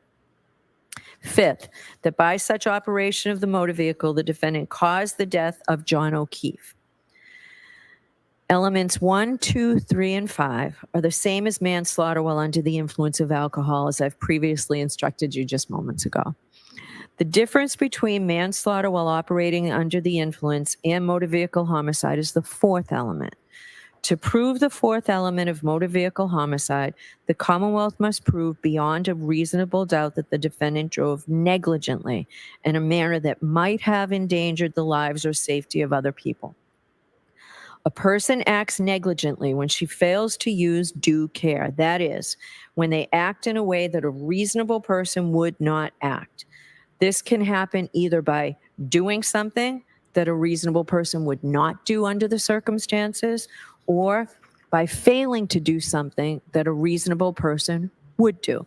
The defendant acted negligently if she drove in a way that a reasonable person would not have, and by doing so created an unnecessary danger to other people, a danger that could have avoided, that she could have avoided by driving more carefully. The defendant's intent does not matter, so do not consider it in determining whether or not the defendant was negligent. There is no requirement that the Commonwealth show that the defendant intended to act negligently or unlawfully. Under our laws, public safety requires each driver to determine and to adhere to an objective standard of reasonable behavior. Therefore, what the defendant may or may not have intended to result from her actions is irrelevant. The issue is whether or not she drove as a reasonable person would have under the circumstances. In determining whether the defendant drove negligently in a manner that might have endangered the lives or safety of other people, you should take into account evidence, if any, about the defendant's rate of speed and manner of operation, the defendant's physical condition, and how well she could see and control her vehicle, the condition of the defendant's vehicle, the kind of road it was, and who else was on the road, the time of day, the weather, and the road conditions, what any other vehicles or pedestrians were doing, and any other factors, including the defendant's consumption of alcohol, that you think are relevant. The next indictment is leaving the scene of an accident resulting in death. In order to prove the defendant guilty of leaving the scene of an accident resulting in death, the Commonwealth must prove 6 things beyond a reasonable doubt. First, that the defendant operated a motor vehicle. Second, that she operated on a public way or in a place in which the public has a right of access. Third, that the defendant knowingly collided with John O'Keefe. Fourth, that the collision caused injury to John O'Keefe, resulting in his death. And fifth, that after causing such injury, the defendant failed to stop and provide name, home address, and registration number of the motor vehicle. And sixth, that the defendant failed to do so for the purpose of avoiding prosecution or apprehension. Jurors, I've already instructed you on the first and second elements. The other 4 elements should be given their plain meaning, and the parties agree that I do not need to define them any further. Save a little time for you. As a general rule, you are permitted but not required to infer that a person who intentionally uses a dangerous weapon on another person intends to kill that person or cause him grievous bodily harm, or intends to do an act which, in the circumstances known to him, a reasonable person would know creates a plain and strong likelihood that death would result. An item that is normally used for innocent purposes can become a dangerous weapon if it is used in a dangerous or potentially dangerous fashion. The law considers an item, in this case a motor vehicle, to be used in a dangerous fashion if it is used in a way that it reasonably appears to be capable of causing serious injury or death to another person. In deciding whether an item was used as a dangerous weapon, you may consider the circumstances surrounding the alleged crime, the nature, size, and shape of the item, and the manner in which it was handled or controlled. Now that completes the second part of my instructions. I will now turn to the final instructions. In order for a jury to return a verdict, that is, to reach a decision in a criminal case, the law provides that there may only be 12 persons on the deliberating jury, and you will note that there are still 14 of you. To avoid the need for a new trial, if one or more jurors becomes ill or has to be excused for some good reason, we customarily impanel extra jurors at the beginning of a trial, as we did in this case. However, when you begin your deliberations, the law of Massachusetts is that there can only be 12 jurors. Therefore, at the conclusions of my instruction, the clerk will reduce your number to 12 on a random basis. The jurors not selected to serve in the jury will become the alternate jurors. If you are selected as an alternate juror, please do not feel that your efforts in this case have been wasted because, as I've indicated, it is important that we have extra jurors in the case of emergency. If we did not impanel extra jurors and a juror became ill or for some other reason had to be excused, we would have to try the case all over again with a new jury. In the event that a juror has to be excused once the jury starts deliberating, then an alternate juror will be chosen to take that juror's position, and the jury will be required to start their deliberations all over again from the very beginning. Therefore, it is important that the alternates not discuss the case with anyone, including each other, for if an alternate becomes a member of the jury for deliberations, the alternate's views should be his or her own and not influenced by anyone else. Now, different states and jurisdictions use different means to select a foreperson of the jury. In some jurisdictions, the jurors select their own foreperson. In Massachusetts, the judge is responsible for selecting a foreperson. A foreperson of a jury has been described as the first among equals. He or she is responsible for organizing the deliberations, communicating with the court if necessary during deliberations, and presenting the verdict following your deliberations. The foreperson has no greater say or vote in the jury's deliberations, however, in that sense is exactly equal with all the jurors.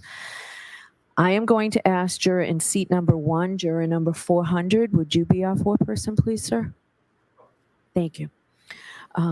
When you return to the jury room to deliberate, the court officers will deliver to you all of the exhibits in this case, as well as the verdict slips that you will use in returning your verdict.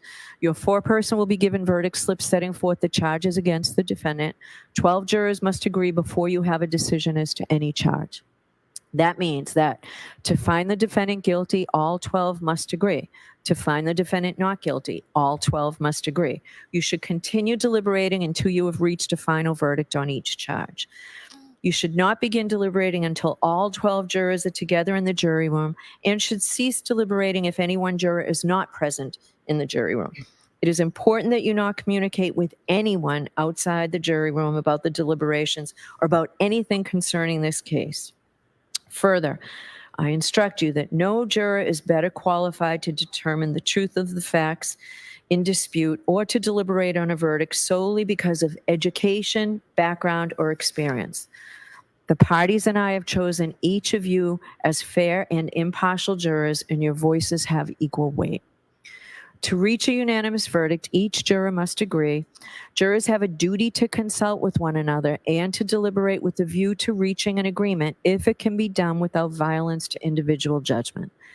At the same time, each juror must decide the case for himself or herself, but only after impartial impartially considering the evidence with his or her fellow jurors. Don't hesitate to re-examine your views and change your opinion if convinced it is wrong. But no juror should surrender an honest conviction to the opinion of fellow jurors simply for the purpose of returning a verdict. Although how you conduct your deliberations is up to you, I urge you not to begin conducting an immediate straw vote. Rather, I encourage you not to take any votes until you have completed a careful and thorough collective view of all the evidence. At this point, I want to remind you of an important issue that I raised with you at the beginning of this trial. I told you that our system of justice depends on judges like me and jurors like you being able and willing to make careful and fair decisions. All people deserve fair and equal treatment in our system of justice, regardless of their race, national origin, religion, age, ability, gender, sexual orientation, education, income level, or any other personal characteristic. I also pointed out that we all have our own built-in expectations and assumptions, even if we are not consciously aware of them. And I talked about some of the ways we can try to deal with them. First, slow down. Do not rush to a decision. Hasty decisions are the most likely to reflect stereotypes or hidden biases. Take time to consider all the evidence. Second, as you start to draw conclusions, consider what evidence, if any, supports the conclusions you are drawing and whether any evidence casts doubt on those conclusions. Double check whether you are actually using unsupported assumptions instead of the evidence. Third, as you think about the people involved in this case, consider them as individuals rather than as a member of a particular group. Fourth, I might ask myself, would I view the evidence differently if the people were from different groups, such as different racial, ethnic, or gender identity groups? Fifth, listen to your fellow jurors. They may have different points of view.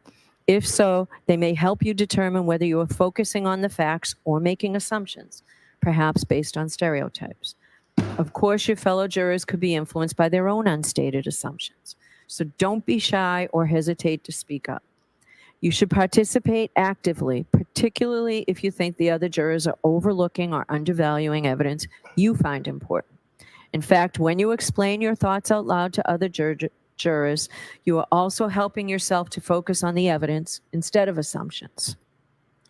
If you use these strategies, then you will do your part to reach a decision that is as fair as humanly possible. That is your responsibility as jurors. Now, during the course of your deliberations, you might have a question concerning the law in this case. I'm not suggesting that you will, but you might. Perhaps I said something you did not understand. If you have any questions, please feel free to bring them to my attention by writing a note dated and signed by the foreperson and sending it to me by way of the court officer. Because your role as the jury is to determine the facts of the case, I cannot answer any questions you have concerning the facts of the case. I have no role in this case when it comes to deciding what the facts are. Neither is it possible to provide you with a transcript of the testimony, even though we've had a phenomenal court reporter throughout this whole trial. If you send a question to me, I will respond after consulting with the lawyers. Please do not ask a court officer or anyone else to answer any questions concerning anything material to the case. We will not answer a question or take a verdict between 1 and 2. You'll have lunch brought into you and decide whether you want to stop your deliberations during lunch or deliberate. At the end of the day, if you're still deliberating, I'll send in a note asking if you want to continue deliberating or break for the day and return tomorrow morning. Don't tell anyone, including me, how the jury stands numerically or otherwise on the questions before such time as you have reached a unanimous verdict. You are going to notice shortly that the court officers are going to take an oath, and you will hear from that they too, as well as all other persons, are forbidden to communicate in any way or manner with any member of this jury on any subject touching on the merits of this case. Remember that the decision of the jury must be unanimous, and the foreperson should be certain that each member of the jury is in complete agreement with the verdict. After the final vote of the jury, the foreperson should check the appropriate boxes as to each charge, then sign and date the verdict slips and notify the court officer that you have reached a unanimous verdict. You will then be brought back into the courtroom where the foreperson will deliver the verdicts to the court.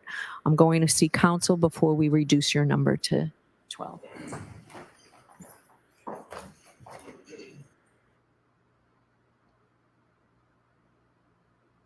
I wonder why. Um, yeah. This is actually Jennifer McCabe. I was just confused, why she's sitting there, and that's Brian Albert. Well, wouldn't his wife be sitting next to him? That's the only attention I'm going to draw to them. I feel for Aaron, because Aaron and Karen had a friendship.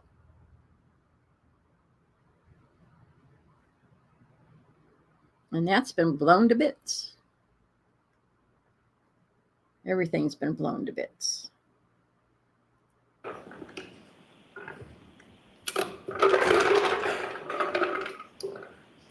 Could the juror sitting in seat number 3, who is juror 79, step down and take your place as an alternate? That's got to be And the juror hard. sitting in seat number 2, juror 14.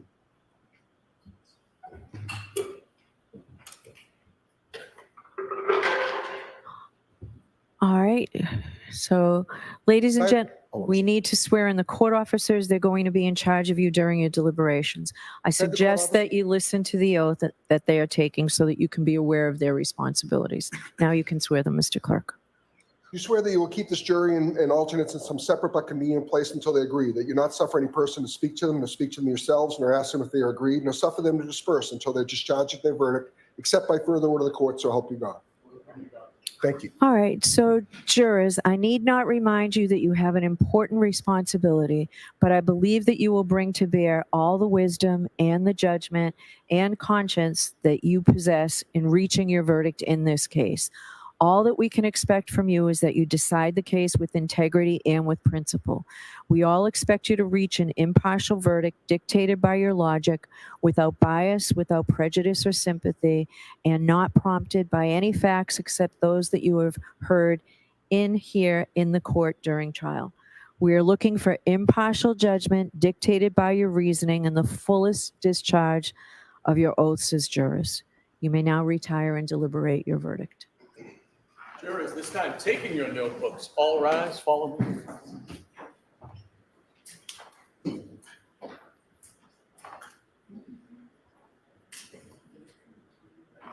All rise.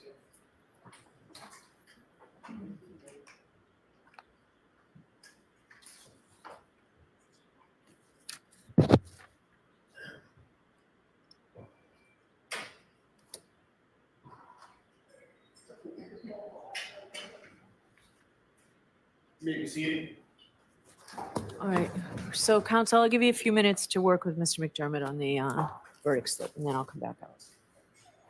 The verdicts. Thank you, Your Honor. All rise for the court, please.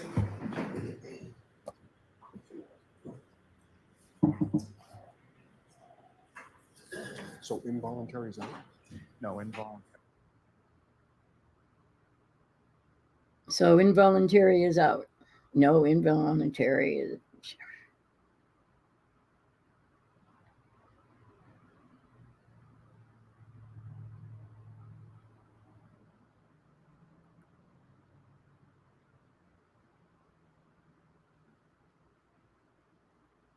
So is that it?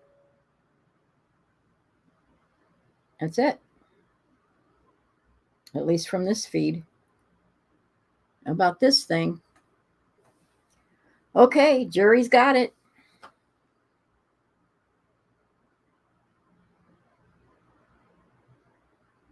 And it's been about 2.5 hours since the jury got the case.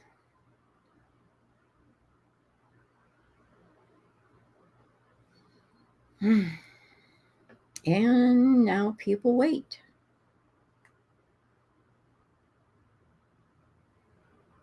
I'm seeing something on my Twitter feed.